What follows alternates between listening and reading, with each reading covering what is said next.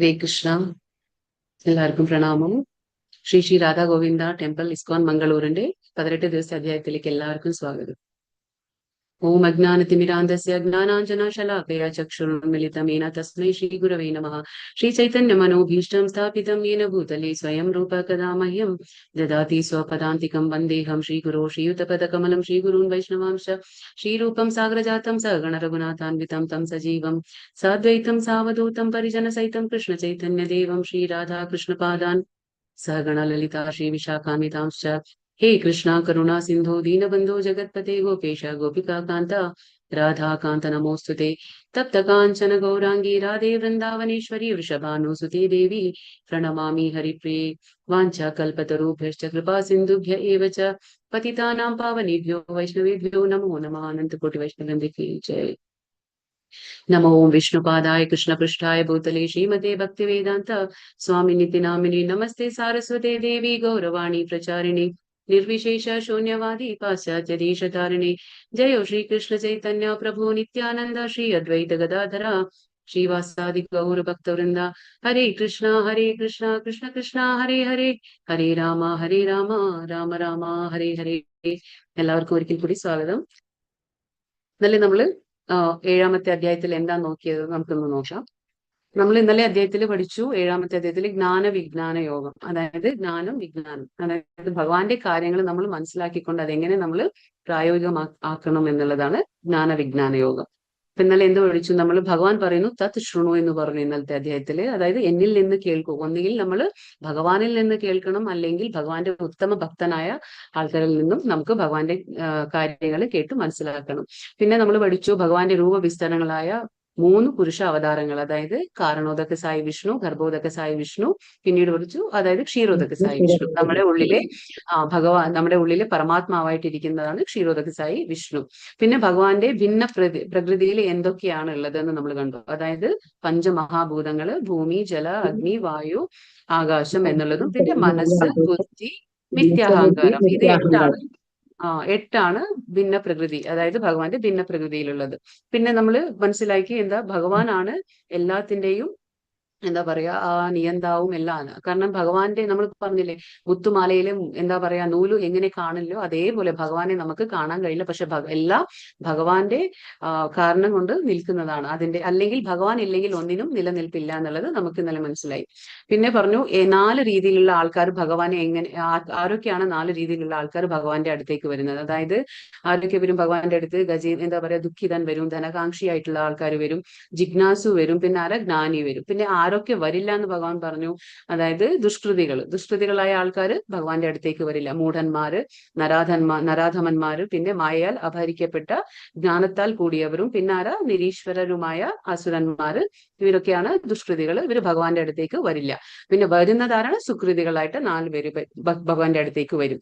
പിന്നെ ഭഗവാൻ പറഞ്ഞു ഈ ദേവന്മാരെ ആരാധിക്കുന്ന ആൾക്കാർക്ക് എന്താണ് കിട്ടാൻ പോകുന്നത്? അവർക്ക് കിട്ടുന്ന ഫലങ്ങൾ എന്താ? തുച്ഛമായിരിക്കും, ക്ഷണികമായിരിക്കും. അതുകൊണ്ടാണ് ഭഗവാൻ ആ വ്യത്യാസം കാണിച്ചു തരണം. ഭഗവാനെ ആരാധിക്കുന്നവർക്ക് എന്താണ്? ഭഗവത് പ്രാപ്തി ഉണ്ടാകും. പക്ഷെ അല്ലാത്തവർക്കോ എല്ലാം തുച്ഛമായിട്ടുള്ള ഫലവും ക്ഷണികമായിട്ടുള്ളതാണ് ലഭിക്കുക. പിന്നെ ഭഗവാൻ 7:30 അവസാനത്തെ ശ്ലോകത്തിൽ എന്താണ് ഭഗവാൻ പറയുന്നത്? ഭൗതിക പ്രപഞ്ചങ്ങളുടെയും ദേവന്മാരുടെയും സർവ്വയജ്ഞങ്ങളുടെയും അധിപനും പിന്നെന്താ പറയാ നിയന്താവും ആയത് ഭഗവാനാണെന്ന് മനസ്സിലാക്കിക്കൊണ്ട്, ഇതെല്ലാം മനസ്സിലാക്കിക്കൊണ്ട് ആ അറിവോടെ ആരാണോ ഭഗവാനെ കുറിച്ചുള്ള ബോധത്തോടെ ഭഗവാനെ എപ്പോഴും സ്മരിക്കാൻ കഴിയുക, അവർക്ക് എന്താണ് സംഭവിക്കുക? അവർക്ക് മരണസമയത്ത് ഭഗവാനെ ഓർക്കാൻ കഴിയും എന്ന് ഭഗവാൻ ഇന്നലെ പറഞ്ഞ് ഇത് അവസാനിപ്പിച്ചു. അപ്പോ നമുക്ക് ഇന്നത്തെ അധ്യായമാണ് 8ാമത്തെ അധ്യായം. ഇത് ഭക്തിയോഗത്തിലെ 2ാമത്തെ അധ്യായമാണ്.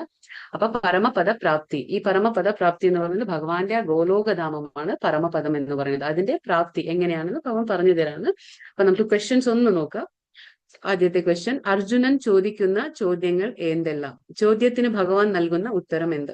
പിന്നെ ശ്ലോകം 8:8 എന്താണ് ഭഗവാൻ പറയുന്നത്? പരമപുരുഷനെ എങ്ങനെ ധ്യാനിക്കണം എന്നാണ് ഭഗവാൻ 8:9 ശ്ലോകത്തിലൂടെ പറയുന്നത്. ഭൗതിക ലോകം എന്താണെന്ന് ഭഗവാൻ 8:15 പറയുന്നത്.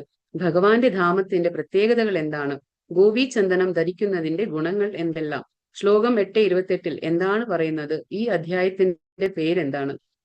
7 മുതൽ 12 വരെയുള്ള അധ്യായങ്ങൾ ഏത് യോഗമാണ്? ഇതാണ് ക്വസ്റ്റ്യൻസ്. നമുക്ക് ലാസ്റ്റ് നോക്കാം.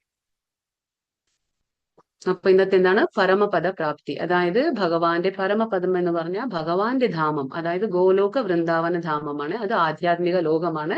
അതാണ് ഇന്ന് നമ്മൾ സംസാരിക്കാൻ പോകുന്നത്, അതിനെ കുറിച്ചാണ്. അചഞ്ചലമായ ഭക്തിയോടെ എന്നെ ഭജിക്കുന്നവർ ത്രിഗുണങ്ങളെ മറികടന്ന് ബ്രഹ്മഭാവത്തെ പ്രാപിക്കുവാൻ യോഗ്യനാകുന്നു. ആരാണ് യോഗ്യനാകുന്നത്? ഭഗവാന്റെ ബ്രഹ്മപദം എന്ന് പറഞ്ഞ ഭഗവാന്റെ ധാമത്തിലേക്ക് നമുക്ക് എങ്ങനെയാണ് യോഗ്യത കിട്ടുക? അതായത് 3 ഗുണങ്ങളുണ്ട്, ഭൗതിക പ്രകൃതിയുടെ 3 ഗുണങ്ങൾ, സത്വ രജസ് തമ. ആ ഗുണങ്ങളെ മറികടക്കണം, എങ്കിലേ പറ്റുള്ളൂ. ഇന്നലത്തെ അധ്യായത്തിൽ ഭഗവാൻ പറഞ്ഞു എങ്ങനെ മറികടക്കാൻ പറ്റും എന്നുള്ളത്. കാരണം ഭഗവാൻ പറയുന്നു ദേവി ഹേഷ ഗുണമായി മമമായ ദുരത്യയ എന്ന് പറഞ്ഞാൽ ബുദ്ധിമുട്ടാണ്, വളരെ പ്രയാസമാണ് അതിനെ മറികടക്കുക എന്ന് പറയുന്നത്. പക്ഷെ പറയുന്നുണ്ട് മാമേവ പ്രപദ്യന്തെ മായാമേതാം തരന്തിത്തെ, അതായത് എന്നെ ശരണം പ്രാപിച്ചു കഴിഞ്ഞാൽ അത് നിഷ്പ്രയാസം സാധിക്കുമെന്ന് ഭഗവാൻ ഇന്നലെ പറഞ്ഞു. അപ്പോ അത് നമുക്ക് മനസ്സിൽ എപ്പോഴും ഓർമ്മ വേണം. എങ്ങനെയാണ് സാധിക്കുക? ഭഗവാനെ ശരണം പ്രാപിച്ചുകൊണ്ട് മാത്രമേ സാധിക്കുന്ന ഒന്നാണ്. അപ്പൊ ഇന്നത്തെ ശ്ലോകം നോക്കാം. ഓം നമോ ഭഗവതേ വാസുദേവായ. അർജുന ഉവാച കിം തദ് ബ്രഹ്മ കിം അധ്യാത്മം കിം കർമ്മ പുരുഷോത്തമ അതിഭൂതം ച കിം പ്രോക്ത അതിദൈവം കിം ഉച്യത്തെ. ദയവായി മ്യൂട്ട് ചെയ്യൂ, എല്ലാവരും ദയവായി മ്യൂട്ട് ചെയ്യൂ. അർജുനൻ ചോദിച്ചു, ഹേ പുരുഷോത്തമ, എന്താണ് ബ്രഹ്മം? ആത്മാവ് എന്നാൽ എന്ത്? ഫലോദിഷ്ട കർമ്മം എന്നാൽ എന്ത്? ഭൗതിക പ്രപഞ്ചമെന്നും ദൈവന്മാരെന്നും പറയപ്പെടുന്നത് എന്താണ്? ഇവിടെ അർജുനന്റെ ചോദ്യങ്ങളാണ് ഇപ്പൊ നമുക്ക്. കാരണം ഭഗവാൻ 7:30 പറഞ്ഞ് അവസാനിപ്പിച്ചു. എങ്ങനെയുള്ളവർക്ക് ഭഗവാനെ ഓർക്കാൻ കഴിയും എന്ന് ഭഗവാൻ പറഞ്ഞു. മരണസമയത്ത് ഓർക്കാൻ പറ്റും എന്ന് പറഞ്ഞു. അപ്പൊ അർജുനന്റെ സംശയങ്ങൾ വരികയാണ്. ഇപ്പൊ ഇതൊക്കെ എന്താണെന്നൊക്കെ ചോദ്യങ്ങൾ വരികയാണ്. 8 ചോദ്യങ്ങളാണ് അർജുനൻ ഇവിടെ ചോദിക്കാൻ പോകുന്നത്. നമുക്ക് നോക്കാം അത് ഓരോന്നായിട്ട്. രണ്ടാമത്തേലും ചോദ്യങ്ങൾ തന്നെയാണ്. അപ്പൊ ആദ്യത്തിൽ എന്താണ് അർജുനൻ ചോദിച്ചത്? കിം തദ് ബ്രഹ്മ, ബ്രഹ്മം എന്ന് വെച്ചാൽ എന്താണ്? പിന്നെ പറഞ്ഞു കിം അധ്യാത്മം എന്ന് വെച്ചാൽ എന്ത്? കിം കർമ്മ പുരുഷോത്തമ, അതിഭൂതം എന്ന് വെച്ചാൽ എന്ത്? ഫലോദിഷ്ട കർമ്മം എന്ന് വെച്ചാൽ എന്ത്? പിന്നെ അതിദൈവം കിമുച്യത്തെ, അതിദൈവം എന്ന് പറഞ്ഞാൽ എന്ത്?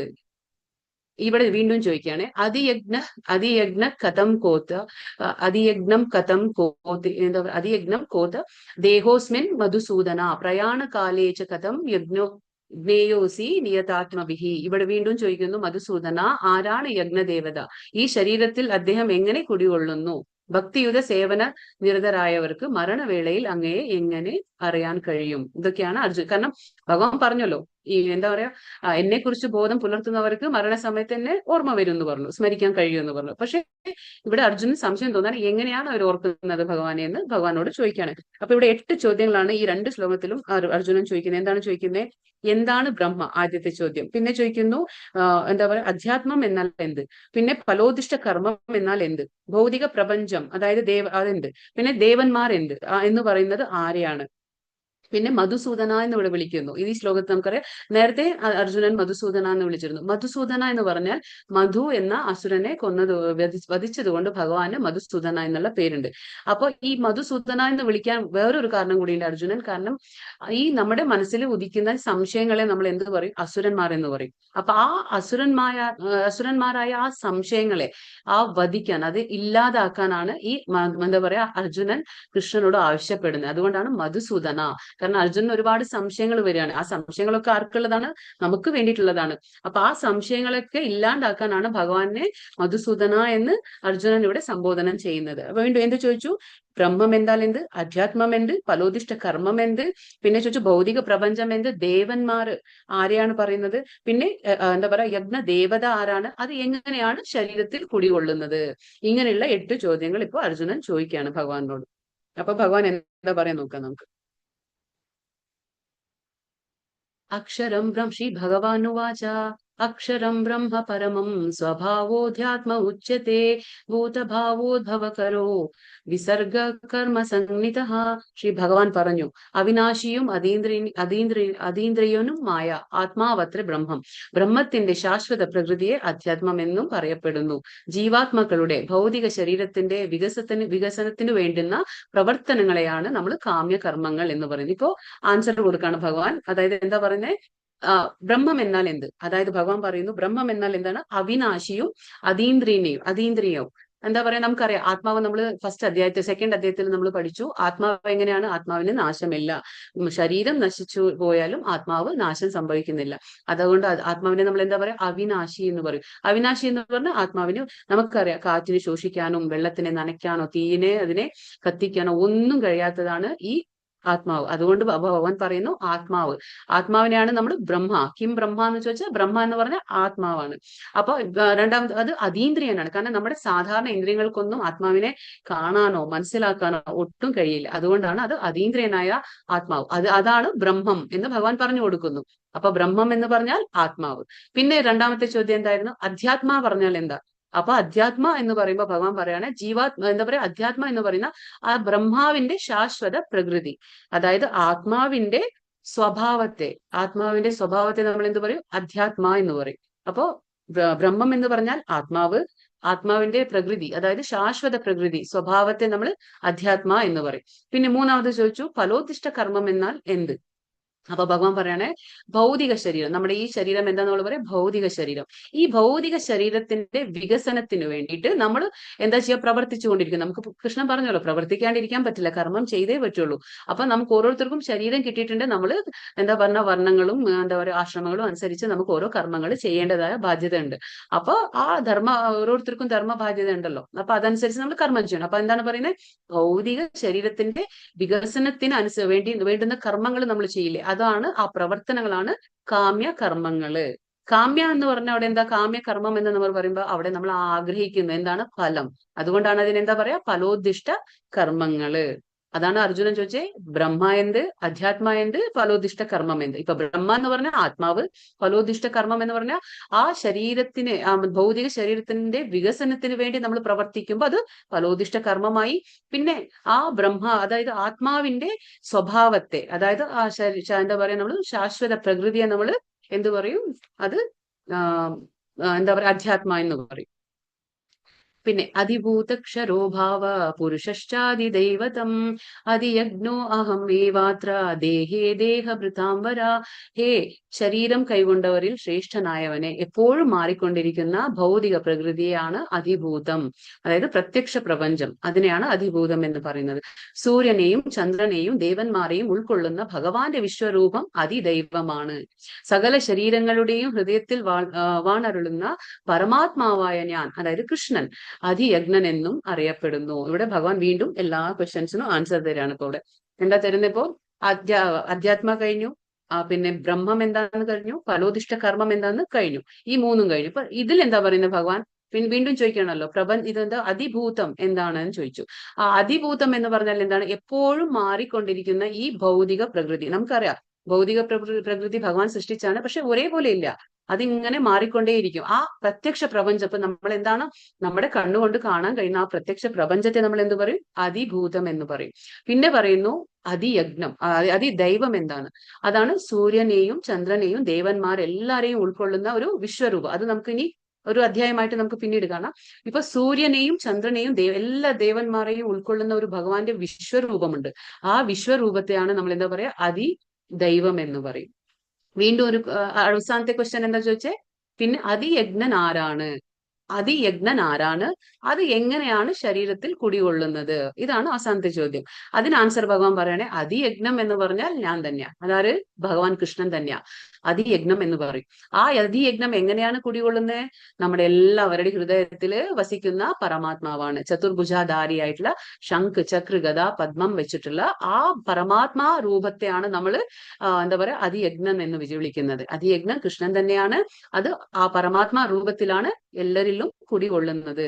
ഇപ്പൊ മനസ്സിലായില്ലേ, 8 കാര്യങ്ങളാണ് ഇവിടെ അർജുനൻ ചോദിച്ച് ഭഗവാൻ എല്ലാത്തിനും ഉത്തരം കൊടുത്തു. അതായത് എന്താണ്, ബ്രഹ്മ എന്ന് പറഞ്ഞ ആത്മാവ്, അതിന്റെ ശാശ്വത പ്രകൃതിയെ നമ്മൾ എന്ത് പറയും, അധ്യാത്മ എന്ന് പറയും. പിന്നെ ചോദിച്ചു ഫലോദിഷ്ട കർമ്മങ്ങൾ എന്താണ്, ഭൗതിക ശരീരത്തിനെ എന്താ പറയാ, നമ്മൾ വികസനത്തിന് വേണ്ടിയിട്ട് നമ്മൾ പ്രവർത്തിക്കുമ്പോൾ അത് ഫലോദിഷ്ട കർമ്മങ്ങളായി. പിന്നെ ചോദിച്ചു പിന്നെന്താണ് അതിഭൂതം എന്താണ്, അത് ഈ ഭൗതിക പ്രപഞ്ചം, നമ്മൾ കാണുന്ന ഈ പ്രപഞ്ചത്തെ അതിഭൂതം എന്ന് പറയും. പിന്നെ അതിദൈവം എന്താണ്, ഈ സൂര്യനും ചന്ദ്രനും ദേവന്മാരെ ഉൾക്കൊള്ളുന്ന വിശ്വരൂപത്തെ നമ്മൾ അതിദൈവം എന്ന് പറയും. പിന്നെ അതിയജ്ഞം ആരാണെന്ന് ചോദിച്ചു, അതിയജ്ഞം കൃഷ്ണൻ തന്നെയാ. അത് എങ്ങനെ കുടികൊള്ളുന്നു, അതായത് പരമാത്മാ രൂപത്തിൽ കുടികൊള്ളുന്നു. ഇപ്പൊ മനസ്സിലായില്ലേ? ഇതാണ് ഈ ക്വസ്റ്റ്യൻസ് അർജുനൻ ചോദിച്ച സംശയങ്ങളെല്ലാം. ഇത് ഇമ്പോർട്ടന്റ് ശ്ലോകമാണ്. 8:5. അന്തകാലേ ച മാമേവ സ്മരൻ മുക്ത്വാ കലേവരം യഃ പ്രയാതി സമദ്ഭാവം യാതി നാസ്ത്യത്ര സംശയഃ. മരണസമയത്ത് എന്നെ തന്നെ സ്മരിച്ചുകൊണ്ട് ശരീരം ത്യജിക്കുന്നവർ എന്റെ എന്താ പറയുക ഭാവത്തെ ഉടൻ തന്നെ പ്രാപിക്കും എന്നതിന് സംശയമില്ല.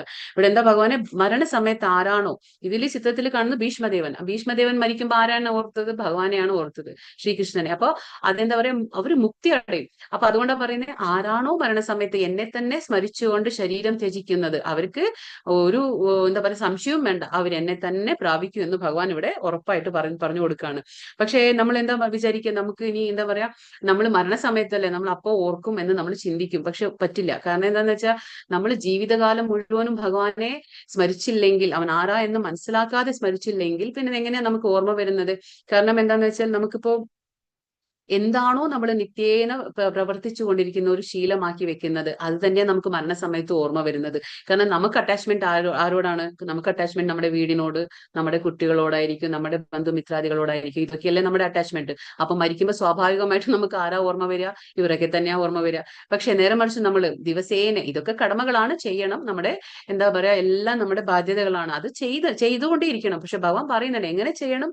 ഭഗവാനെ ഓർത്തുകൊണ്ട്, ഇത് നമ്മുടെ ഒരു ധർമ്മ ബാധ്യത എന്ന് ഓർത്തുകൊണ്ട് മാത്രം നമ്മൾ കർമ്മം ചെയ്തുകൊണ്ട്, ആ കർമ്മത്തിലും നമ്മൾ ആ കർമ്മവും ഫലത്തെയും ഭഗവാനെ അർപ്പിച്ചുകൊണ്ട് നമ്മൾ ചെയ്യുമ്പോൾ ഭഗവാൻ നമ്മുടെ 24 മണിക്കൂറിലും നമ്മുടെ കൂടെ ഭഗവാൻ ഉണ്ട്.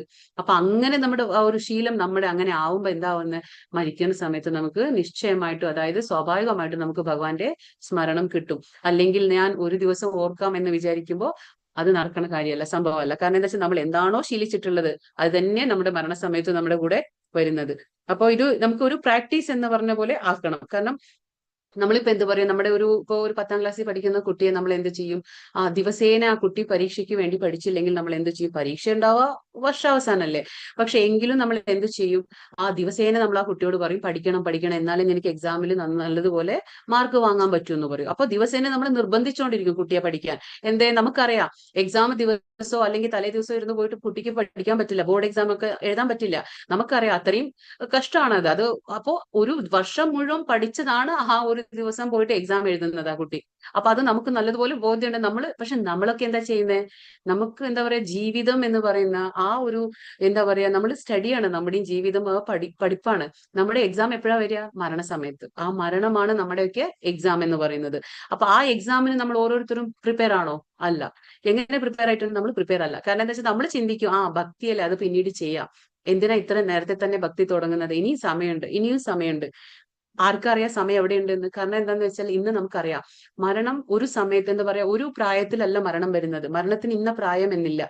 മരണം ചെറുപ്പത്തിലും വരാം, മിഡിൽ ഏജിലും വരാം, നമുക്ക് വാർദ്ധക്യത്തിൽ വരാം, അസുഖം മൂലം വരാം, ഒന്നും ഇല്ലാതെ വരാം. പല രീതിയിലും മരണം സംഭവിക്കും. പക്ഷെ നമ്മളൊന്നും അതിന് തയ്യാറായിട്ടില്ല. അതുകൊണ്ടാ പറയുന്നത് ജീവിതത്തിന്റെ എക്സാം എന്ന് പറയുന്നത് ഏതാണ്? മരണമാണ്. ആ മരണത്തിന് നമ്മൾ എങ്ങനെയാ തയ്യാറാവേണ്ടത്? ഓരോ ദിവസം നമ്മൾ കുട്ടികളെ എങ്ങനെ നിർബന്ധിക്കുന്നു, അതേപോലെ നമ്മൾ ഓരോരുത്തരും നമ്മൾ വൈകാതെ തന്നെ ഭക്തിയിലേക്ക് വരണം. ഭക്തിയിലേക്ക് വരണം എന്ന് പറഞ്ഞാൽ സേവനം, ഭഗവാന്റെ സേവനത്തിൽ ഏർപ്പെടണം. അല്ലെങ്കിൽ ഒരു രക്ഷയുമില്ല. കാരണം കലിയുഗത്തിന്റെ ധർമ്മം എന്താണ്? നാമജപം. നമ്മൾ ദിവസേന നാമജപം ചെയ്തുകൊണ്ടിരിക്കുമ്പോൾ എന്താണ് കാരണം നമ്മൾ ദിവസേന ഭഗവാനെ ഓർക്കുകയാണ്, നമ്മൾ ഭഗവാനെ വിളിക്കുകയാണ്. ഹരേ കൃഷ്ണ കൃഷ്ണ കൃഷ്ണ ഹരേ ഹരേ, ഹരേ രാമ രാമ രാമ ഹരേ ഹരേ എന്ന് പറയുമ്പോൾ എന്താണ് ചെയ്യേണ്ടത്? നമ്മൾ ഓരോ ദിവസം ഭഗവാനെ വിളിച്ചുകൊണ്ടിരിക്കുകയാണ്, ഭഗവാന്റെ നാമങ്ങൾ. അതങ്ങനെ ശീലമായി പോകും. നമ്മൾ ഓരോ പണിയെടുക്കുമ്പോഴും നമ്മൾ അങ്ങനെ ഭഗവാനെ ഓർത്തുകൊണ്ടേയിരിക്കുമ്പോൾ എന്താണ്, അപ്പൊ നമ്മുടെ സ്വാഭാവികമായിട്ട് മരണസമയത്ത് ഭഗവാൻ ഓർമ്മയിൽ വരും. അല്ലെങ്കിൽ എങ്ങനെ ഓർമ്മയിൽ വരാം ഭഗവാൻ? എളുപ്പമല്ല. അപ്പൊ നമ്മുടെ ആ മരണം എന്നുള്ള ആ പരീക്ഷയ്ക്ക് നമ്മൾ ഓരോരുത്തരും തയ്യാറാവണം. എങ്ങനെയാണ്? നാമജപം ചെയ്തുകൊണ്ടേയിരിക്കണം എപ്പോഴും, അല്ലെങ്കിൽ ഭഗവാന്റെ സേവനത്തിൽ ഏർപ്പെട്ടുകൊണ്ടിരിക്കണം. കൃഷ്ണാവബോധത്തോടെ ദേഹത്യാഗം ചെയ്യുന്നവർ ഉടനെ ഭഗവാന്റെ അതീന്ദ്രിയ ഭാവം കൈകൊള്ളുന്നു. നമ്മളിപ്പോ പറഞ്ഞില്ലേ, എങ്ങനെയാണ് കൃഷ്ണാവബോധം? നമ്മൾ എന്നും നിരന്തരം കൃഷ്ണാവബോധം നമ്മൾ പരിശീലിച്ചു കൊണ്ടിരുന്നാൽ നമുക്ക് ദേഹം ത്യാഗം ചെയ്യുമ്പോൾ ഭഗവാനെ ഓർമ്മ വരും. അപ്പൊ അതീന്ദ്രിയ ഭാവം കൈകൊള്ളുന്നു. പരമപാവനമാണ് ഭഗവാൻ. തന്മൂലം നിരന്തരം കൃഷ്ണാവബോധത്തോടെ ഇരിക്കുന്നവരും പരമപാവനമത്രേ. ഭഗവാനെ ആരാണോ ഓർക്കുന്ന അവരും പാവനമാവും. അവരുടെ ലൈഫും ഭയങ്കര പ്യൂരിഫൈഡ് ആയിട്ടിരിക്കും, ശുദ്ധീകരിക്കപ്പെടും. അപ്പോ അതെന്ന് പറയുന്നത് സ്മരണം എന്ന വാക്ക് സുപ്രധാനമാണ് ഇവിടെ. അപ്പൊ ഭഗവാന്റെ സ്മരണം എന്നുള്ളത് വളരെ പ്രധാനമാണ്. കാരണം സ്മരണം മരണസമയത്ത് വരില്ല നമുക്ക്. അത് നമ്മൾ പരിശീലിക്കണം. ദിവസേന പരിശീലിച്ചാൽ മാത്രമേ അവസാന സമയത്ത് നമുക്കത് ഓർമ്മ വരുള്ളൂ. ഭക്തിപൂർവമായ സേവനത്തിലൂടെ കൃഷ്ണാവബോധം പുലർത്തി പോരാതെ ഒരു ജീവന് പവിത്രത ഇല്ലാത്തത് കൊണ്ട് കൃഷ്ണന്റെ സ്മരണം സാധ്യവുമല്ല. അവസാനം നമ്മൾ വിചാരിക്കില്ലേ കൃഷ്ണ സ്മരണം ഞാൻ മരിക്കുമ്പോൾ ഓർത്തോളാം ഭഗവാനെ, ഒരിക്കലും സാധിക്കില്ല. അതാണ് ഭഗവാൻ പറഞ്ഞത്. എങ്ങനെ പവിത്രത ഉണ്ടാവില്ല. എപ്പോഴാണ് നമുക്ക് പവിത്രത വരിക? നമുക്ക് എപ്പോഴാണ് പവിത്രത വെച്ചാൽ നമ്മൾ ഭഗവാന്റെ നാമം ജപിക്കുമ്പോഴും ഭഗവത് സേവനത്തിൽ ഏർപ്പെടുമ്പോൾ മാത്രമാണ് നമ്മുടെ ഇന്ദ്രിയങ്ങളും മനസ്സും ബുദ്ധിയും എല്ലാം ശുദ്ധീകരിക്കപ്പെടുന്നത്. അങ്ങനെ മാത്രമേ നമുക്ക് ഭഗവാനെ ഓർക്കാൻ കഴിയുള്ളൂ അവസാനം. അല്ലാതെ നമുക്ക് അപാവിത്രത ഇല്ലെങ്കിൽ നമുക്ക് ഒരിക്കലും ഓർക്കാൻ കഴിയില്ല ഭഗവാനെ. അതുകൊണ്ട് ഒരാൾ ജീവിതത്തിന്റെ ആരംഭഘട്ടം മുതലേ, അതായത് ഞാനിപ്പോ പറഞ്ഞില്ല, അതാണ് നമ്മൾ എക്സാമിന് പ്രിപ്പയർ ആവുക എപ്പോഴാ? സ്റ്റാർട്ടിങ് തൊട്ടേ പ്രിപ്പയർ ആവും. നമ്മൾ കുട്ടികളെ ട്യൂഷന് വിടും, എന്തെല്ലാം സ്പെഷ്യൽ കോച്ചിങ്ങിന് വിടും, എല്ലാം ചെയ്യും. പക്ഷെ നമ്മൾ തയ്യാറാവുന്നുണ്ടോ? എന്താ പറയാ, ആ അവസാനത്തെ എക്സാമിന് വേണ്ടിയിട്ട് നമ്മൾ തയ്യാറാവുന്നുണ്ടോ? ഇല്ല. അതുകൊണ്ട് നമ്മൾ എങ്ങനെ തയ്യാറാവേണ്ടത്? അതാ പറയുന്നേ, കൃഷ്ണാവബോധം ശീലിക്കണം. നിർയാണ വേളയിൽ വിജയം എന്താ പറയാ വരിക്കണമെങ്കിൽ കൃഷ്ണസ്മരണ അത്യന്താപേക്ഷിതവുമാണ്. അതുകൊണ്ട് സദാ എന്താ പറയാ മഹാമന്ത്രം ഉച്ചരിച്ചുകൊണ്ടേ ഇരിക്കണം നമ്മൾ. ഹരേ കൃഷ്ണ കൃഷ്ണ കൃഷ്ണ ഹരേ ഹരേ, ഹരേ രാമ രാമ രാമ ഹരേ ഹരേ എന്നുള്ള ഈ മന്ത്രം നമ്മൾ എപ്പോഴും തന്നെ സ്മരിച്ചുകൊണ്ടേ ഇരിക്കണം. കാരണം നമുക്കിപ്പോ ഭഗവാന്റെ ഈ പറയാൻ എളുപ്പമാണ് ഭക്തി യോഗം, അതായത് ഭക്തി ചെയ്യുക, ഭഗവാന്റെ ഭക്തി സേവനങ്ങൾ ചെയ്യാന്ന് പറഞ്ഞ എളുപ്പമല്ല. കാരണം എന്താന്ന് വെച്ചാല് ഭഗവാന്റെ ഭക്തി നമ്മൾ ചെയ്യാൻ തുടങ്ങുമ്പോഴാണ് നമുക്ക് ജീവിതത്തിലെ ഓരോ ബുദ്ധിമുട്ടുകളും, ഓരോ എന്താ പറയാ നമ്മുടെ ജീവിതത്തിലെ ഓരോ എന്താ പറയാ ഡിഫിക്കൽട്ട് ടൈംസ്, അതായത് കഷ്ടകരമായിട്ടുള്ള ആ ഒരു എന്താ പറയാ സന്ദർഭങ്ങൾ നമ്മുടെ ജീവിതത്തിലേക്ക് കടന്നു വരുന്നത്.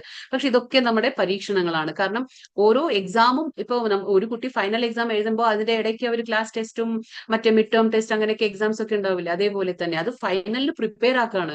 അതേപോലെ നമ്മുടെ ജീവിതത്തിലും നമ്മൾ ഫൈനൽ എക്സാം ആയിട്ടുള്ള ആ മരണത്തിന് പ്രിപ്പയർ ആവണമെങ്കിൽ നമുക്ക് ജീവിതത്തിൽ ഒരുപാട് ബുദ്ധിമുട്ടുകൾ വന്നുകൊണ്ടിരിക്കും. എപ്പോഴാണ് വരുന്നത്? നമ്മൾ ഭക്തിയിലേക്ക് ഇറങ്ങുമ്പോൾ, അതായത് നമ്മൾ നാമം ജപിക്കാൻ തുടങ്ങി, ഭഗവാന്റെ സേവനത്തിൽ ഏർപ്പെടാൻ തുടങ്ങി, ഭഗവാന്റെ കാര്യങ്ങൾ കേൾക്കാനും ഭഗവാന്റെ കാര്യങ്ങൾ പഠിക്കാനും ഇങ്ങനെയെല്ലാം നമ്മൾ ചെയ്യുമ്പോൾ നമുക്ക് ജീവിതത്തിൽ ഒരുപാട് ബുദ്ധിമുട്ടുകൾ വന്നുകൊണ്ടിരിക്കും. പക്ഷെ അതൊക്കെ നമ്മൾ നേരിടണം. എങ്ങനെ? നമ്മൾ അത് സഹിച്ചുകൊണ്ട് നമ്മളത് നേരിടണം.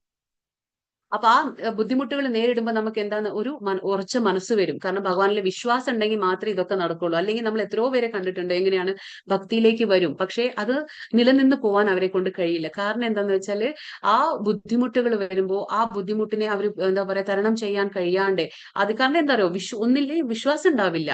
അല്ലെങ്കിൽ ആരോ പറഞ്ഞു എന്ന് കേട്ടിട്ട് ചിലർ ചെയ്യുന്നതായിരിക്കും. അതുകൊണ്ട് എന്താണ് സംഭവിക്കുക? അത് ശാശ്വതമായി നിൽക്കില്ല. അത് കുറച്ച് ദിവസം എന്തെങ്കിലും ബുദ്ധിമുട്ടൊക്കെ വരുമ്പോൾ ഇതിലൊന്നും എനിക്ക് വിശ്വാസമില്ല, ഇതൊന്നും ശരിയല്ല എന്നും പറഞ്ഞ് അവർ പകുതിയിലിട്ട് അവസാനിപ്പിക്കാതെ പോയി കളയും. അപ്പൊ അതുകൊണ്ടാണ് നമ്മൾ അത് പരിശീലനം ചെയ്യുമ്പോൾ നമുക്ക് ബുദ്ധിമുട്ട് വരുമ്പോ എന്താണ്? വിശ്വാസം വേണം. ഭഗവാൻ നമ്മളെ രക്ഷിക്കും. ഭഗവാൻ വേറെയല്ല, ഭഗവാന്റെ നാമം വേറെയല്ല. അതുകൊണ്ട് ഭഗവാനും നാമവും ഒന്നാണ്. അപ്പൊ നമ്മൾ നാമം വിളിച്ചുകൊണ്ടിരിക്കുമ്പോൾ ഞാൻ പറഞ്ഞു ഭഗവാൻ അവിടെ നേരിട്ട് പ്രത്യക്ഷപ്പെടുന്നതാണ്. അതുപോലെയാണ് അനുഭവം അത്. അപ്പൊ അതുകൊണ്ട് നമ്മൾ ആ നാമത്തെ വിളിച്ചുകൊണ്ടിരിക്കുമ്പോൾ ബുദ്ധിമുട്ട് വന്നാൽ നമുക്ക് ആ ഉറച്ച വിശ്വാസം ഉണ്ടെങ്കിൽ നമ്മളത് ആ ഓരോ എക്സാം, അതായത് ഓരോ പരീക്ഷണത്തിലും നമ്മൾ ജയിച്ചുകൊണ്ടേ പോകും. പിന്നെ നമ്മുടെ ജീവിതത്തിൽ ബുദ്ധിമുട്ട് വരുമ്പോൾ നമ്മൾ ആരെയാണ് കൂട്ടുവിളിക്കേണ്ടത്? നരസിംഹ ഭഗവാനെയാണ്. കാരണം എന്താന്ന് വെച്ചാൽ നമ്മൾ ഈ കൃഷ്ണാവബോധത്തിൽ പ്രത്യേകിച്ചും നമ്മൾ എന്താ ചെയ്യുന്നത്? എപ്പോഴും നമ്മൾ നരസിംഹ ഭഗവാന്റെ പ്രാർത്ഥനയിലൂടെയാണ് നമ്മൾ അവനെ കൂട്ടുപിടിച്ചുകൊണ്ടിരിക്കുക. കാരണം എന്താണെന്ന് വെച്ചാൽ നമ്മുടെ വിഘ്നങ്ങളെയെല്ലാം, ഭക്തിയിൽ ഒരുപാട് തടസ്സങ്ങൾ വരും. വിഘ്നം എന്ന് പറഞ്ഞാൽ ഒരുപാട് തടസ്സങ്ങൾ വരും. ആ തടസ്സങ്ങളെ നീക്കി തരുന്നതാണ് നരസിംഹ ഭഗവാൻ. അപ്പൊ നരസിംഹ ഭഗവാനെ നമ്മൾ വിളിച്ചുകൊണ്ട് ആ ഭക്തിയിലെ വരുന്ന തടസ്സങ്ങളൊക്കെ നീക്കി തരാൻ പ്രാർത്ഥിച്ചുകൊണ്ട് നമ്മൾ ഭക്തി തുടരണം. കാരണം എന്താ പറയുക, ഈ നരസിംഹ ഭഗവാന്റെ ഭക്തനായിരുന്നു പ്രഹ്ലാദ മഹാരാജ്. അപ്പൊ കാരണം എന്താ വെച്ചാൽ പ്രഹ്ലാദ മഹാരാജ് നാരായണന്റെ ഭക്തനാണ്, ഭഗവാന്റെ ഭക്തനായിരുന്നു. പക്ഷെ ആ ഭക്തൻ എത്ര വയസ്സിലെ നമുക്ക് എന്താ പറയാ നമുക്ക് ഓരോ കഥകൾ ഇന്നലെ കണ്ടു. ധ്രുവ മഹാരാജാവിന്റെ ആയാലും പ്രഹ്ലാദ് മഹാരാജാവിന്റെ ആയാലും അവരൊക്കെ എത്ര വയസ്സ്? അവർക്കൊക്കെ 5 വയസ്സായിട്ടുള്ളൂ. അപ്പൊ അവരൊക്കെ എന്താ കാണിച്ചു തരുന്നത്? ഭക്തിക്ക് വയസ്സില്ല. ഭക്തി എത്രയും ചെറുപ്പത്തിലാണേ നമ്മൾ തുടങ്ങണം. അത് ഭക്തിക്ക് ഇന്ന വയസ്സിൽ ഞാൻ തുടങ്ങാം, അല്ലെങ്കിൽ ഞാൻ റിട്ടയർഡ് ആയിട്ട് തുടങ്ങാം, അല്ലെങ്കിൽ ഞാൻ എന്താ പറയാ 60 വയസ്സിൽ തുടങ്ങാം, 70 വയസ്സ്, അങ്ങനെയല്ല. ഭക്തി എത്രയും പെട്ടെന്ന്. കാരണം മനുഷ്യജന്മം കിട്ടുന്നത് വളരെ ദുർലഭമാണ്. അങ്ങനെയുള്ള മനുഷ്യജന്മത്തെ നമ്മൾ പാഴാക്കി കളയരുത്. അതുകൊണ്ട് എത്രയും ചെറുപ്പത്തിൽ തന്നെ നമുക്ക് ഭക്തി തുടങ്ങാൻ പറ്റുമോ അത് നല്ലതാ. അപ്പൊ ഭക്തി ഇപ്പൊ ഈ പ്രഹ്ലാദ മഹാരാജാവ് 5 വയസ്സിലാണ് ഭക്തി ചെയ്യുന്നത്. പക്ഷെ സ്വന്തം അച്ഛൻ അസുരവർഗത്തിൽ ജനിച്ചുകൊണ്ട് സ്വന്തം അച്ഛൻ ഹിരണ്യകശിപു ചെയ്യാൻ സമ്മതിച്ചില്ല ഭക്തി. കാരണം എന്താ വെച്ചാൽ ഒരുപാട് തടസ്സം പുറമേൽ നിന്നല്ല വന്നത്, ഉള്ളിൽ നിന്ന് തന്നെ. അതായത് സ്വന്തം അച്ഛൻ തന്നെ വിലക്കി ഭക്തി ചെയ്യാൻ. അപ്പൊ എന്താണ് പ്രഹ്ലാദ മഹാരാജാവ് ചെയ്ത്? ഭഗവാനെ ഉറച്ച മനസ്സോടെ ആ വിശ്വാസത്തോടെ നാമജപവും നിർത്തിയില്ല, ഒന്നും നിർത്തിയില്ല. ഭക്തി എത്ര അച്ഛൻ കൊല്ലാൻ ശ്രമിച്ചാലും ആ പ്രഹ്ലാദ മഹാരാജാവിനെ ആരാണ് കാത്തുരക്ഷിച്ചത്? ഭഗവാൻ. കാരണം സ്വയം ഭഗവാൻ നരസിംഹ രൂപത്തില് നരസിംഹ അവതാരം എടുത്ത് ഭഗവാൻ ആ എന്താ പറയാ തൂണ് പിളർന്ന് പുറത്തു വന്ന് ആ ഹിരണ്യകശിപുവിനെ വധിക്കുകയാണ് ഉണ്ടായത്. അപ്പൊ അവിടുന്ന് നമുക്ക് എന്താ മനസ്സിലാവുന്നത്? ഭക്തന്മാരെ ഭഗവാൻ കൈവിടില്ല. ഭഗവാൻ ഏതൊരു അവസ്ഥയിലും ഭക്തന്മാരെ ഭഗവാൻ രക്ഷിക്കും എന്നുള്ളതാണ് നമുക്ക് ഇതിൽ നിന്ന് മനസ്സിലാവുന്നത്. പക്ഷെ നമുക്കൊന്ന് വേണം, വിശ്വാസം, ദൃഢമായ ആ ഒരു നിശ്ചയം ഉണ്ടായിരിക്കണം. ഞാൻ ഭക്തി ചെയ്യണം, ചെയ്തിരിക്കും എന്നുള്ള ആ ഒരു ദൃഢ നിശ്ചയം വേണം. ഭഗവാനിലെ ഒരു പൂർണ്ണ വിശ്വാസം വേണം. മനസ്സും ബുദ്ധിയും ഭഗവാനിൽ ഉറപ്പിച്ച് നിർത്തണം. നമുക്ക് ആ ഒരു കഴിവ് നമുക്ക് ഉണ്ടായിരിക്കണം. ഇപ്പൊ എങ്ങനെയാണ് ഇപ്പൊ നമ്മൾ പറഞ്ഞു ആ ഒരു ജീവിതത്തിലെ ബുദ്ധിമുട്ടുകൾ വരുമ്പോൾ നമ്മൾ എങ്ങനെയാണ് സഹിക്കേണ്ടത്? വൃക്ഷങ്ങളെ പോലെ, അതായത് പറയുന്നു വൃക്ഷത്തെ പോലെ സഹനശക്തി ഉണ്ടാവണം.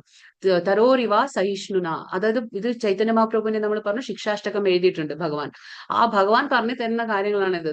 എന്താ പറയുക, തരോരിവ സഹിഷ്ണുന, അതായത് വൃക്ഷങ്ങളെ പോലെ നമ്മൾ സഹിക്കണം.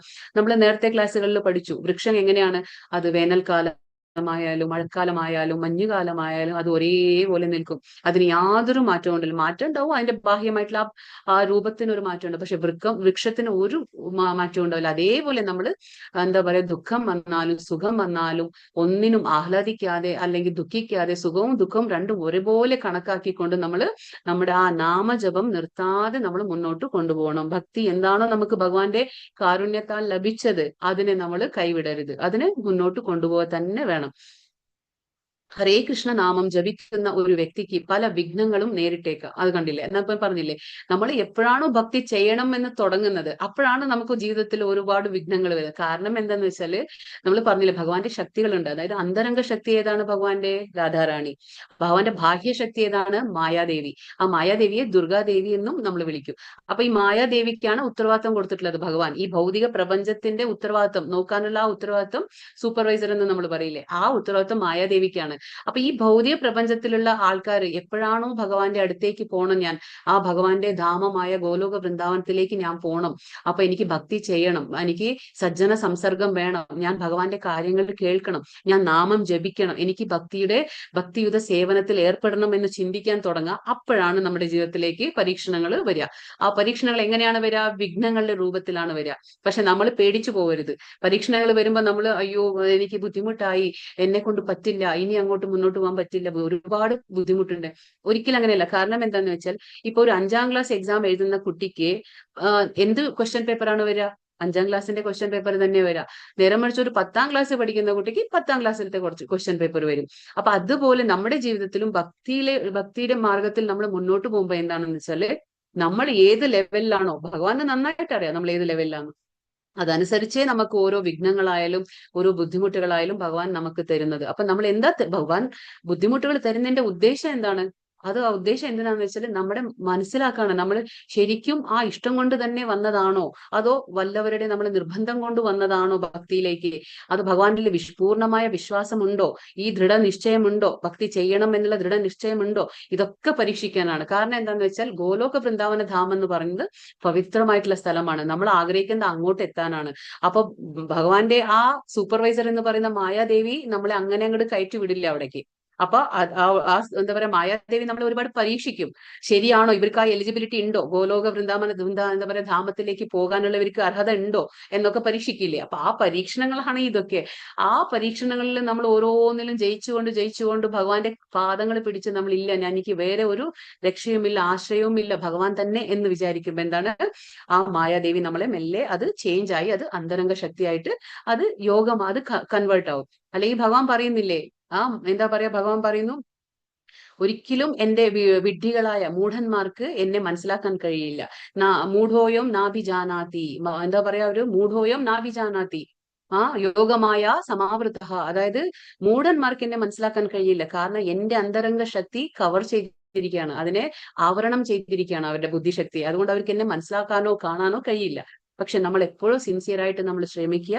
അപ്പൊ ഭഗവാന്റെ മായാശക്തി നമുക്ക് അത് അന്തരംഗ ശക്തിയായിട്ട് മാറിക്കൊണ്ട് നമ്മളെ സഹായിക്കുകയേ ചെയ്യുള്ളൂ. പക്ഷെ നമ്മൾ ഒരുപാട് എന്താ പറയാ, സഹിക്കണം, വൃക്ഷങ്ങളെ പോലെ സഹിക്കണം. അപ്പൊ ഹരേ കൃഷ്ണ കൃഷ്ണ കൃഷ്ണ ഹരേ ഹരേ, ഹരേ രാമ രാമ രാമ ഹരേ ഹരേ എന്ന നാമജപം തുടരുക തന്നെ വേണം. എന്നാൽ ജീവിത അന്ത്യത്തിൽ കൃഷ്ണാവബോധത്താൽ ഉള്ള പ്രയോജനം തികച്ചും അനുഭവപ്പെടും. മനസ്സിലായില്ലേ? അപ്പൊ ഞാൻ പറഞ്ഞതിന്, അപ്പൊ നമ്മൾ ഹരേ കൃഷ്ണ മന്ത്രം നാമം ജപിക്കുന്നത് നമ്മൾ ഒരു കാരണവശാലും നിർത്തരുത്. ആ നിർത്തിയില്ലെങ്കിൽ നമ്മൾ ആ കൃഷ്ണാവബോധത്തിലുള്ള പ്രയോജനം നമുക്ക് എപ്പോഴാ മനസ്സിലാകുക? ആ അവസാനം നമ്മുടെ ആ മരണസമയത്ത് നമുക്ക് അതിന്റെ പ്രയോജനം അനുഭവിക്കാൻ കഴിയുമെന്നാണ് പറയുന്നത്.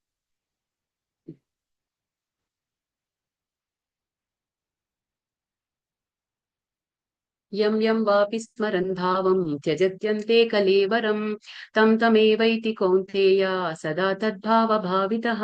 എന്തിനെ കുറിച്ചാണോ മരണവേളയിൽ ഒരാൾ സ്മരിക്കുന്നത്, ഹേ കുന്തിപുത്ര, അയാൾ തീർച്ചയായും അതിനെ പ്രാപിക്കും.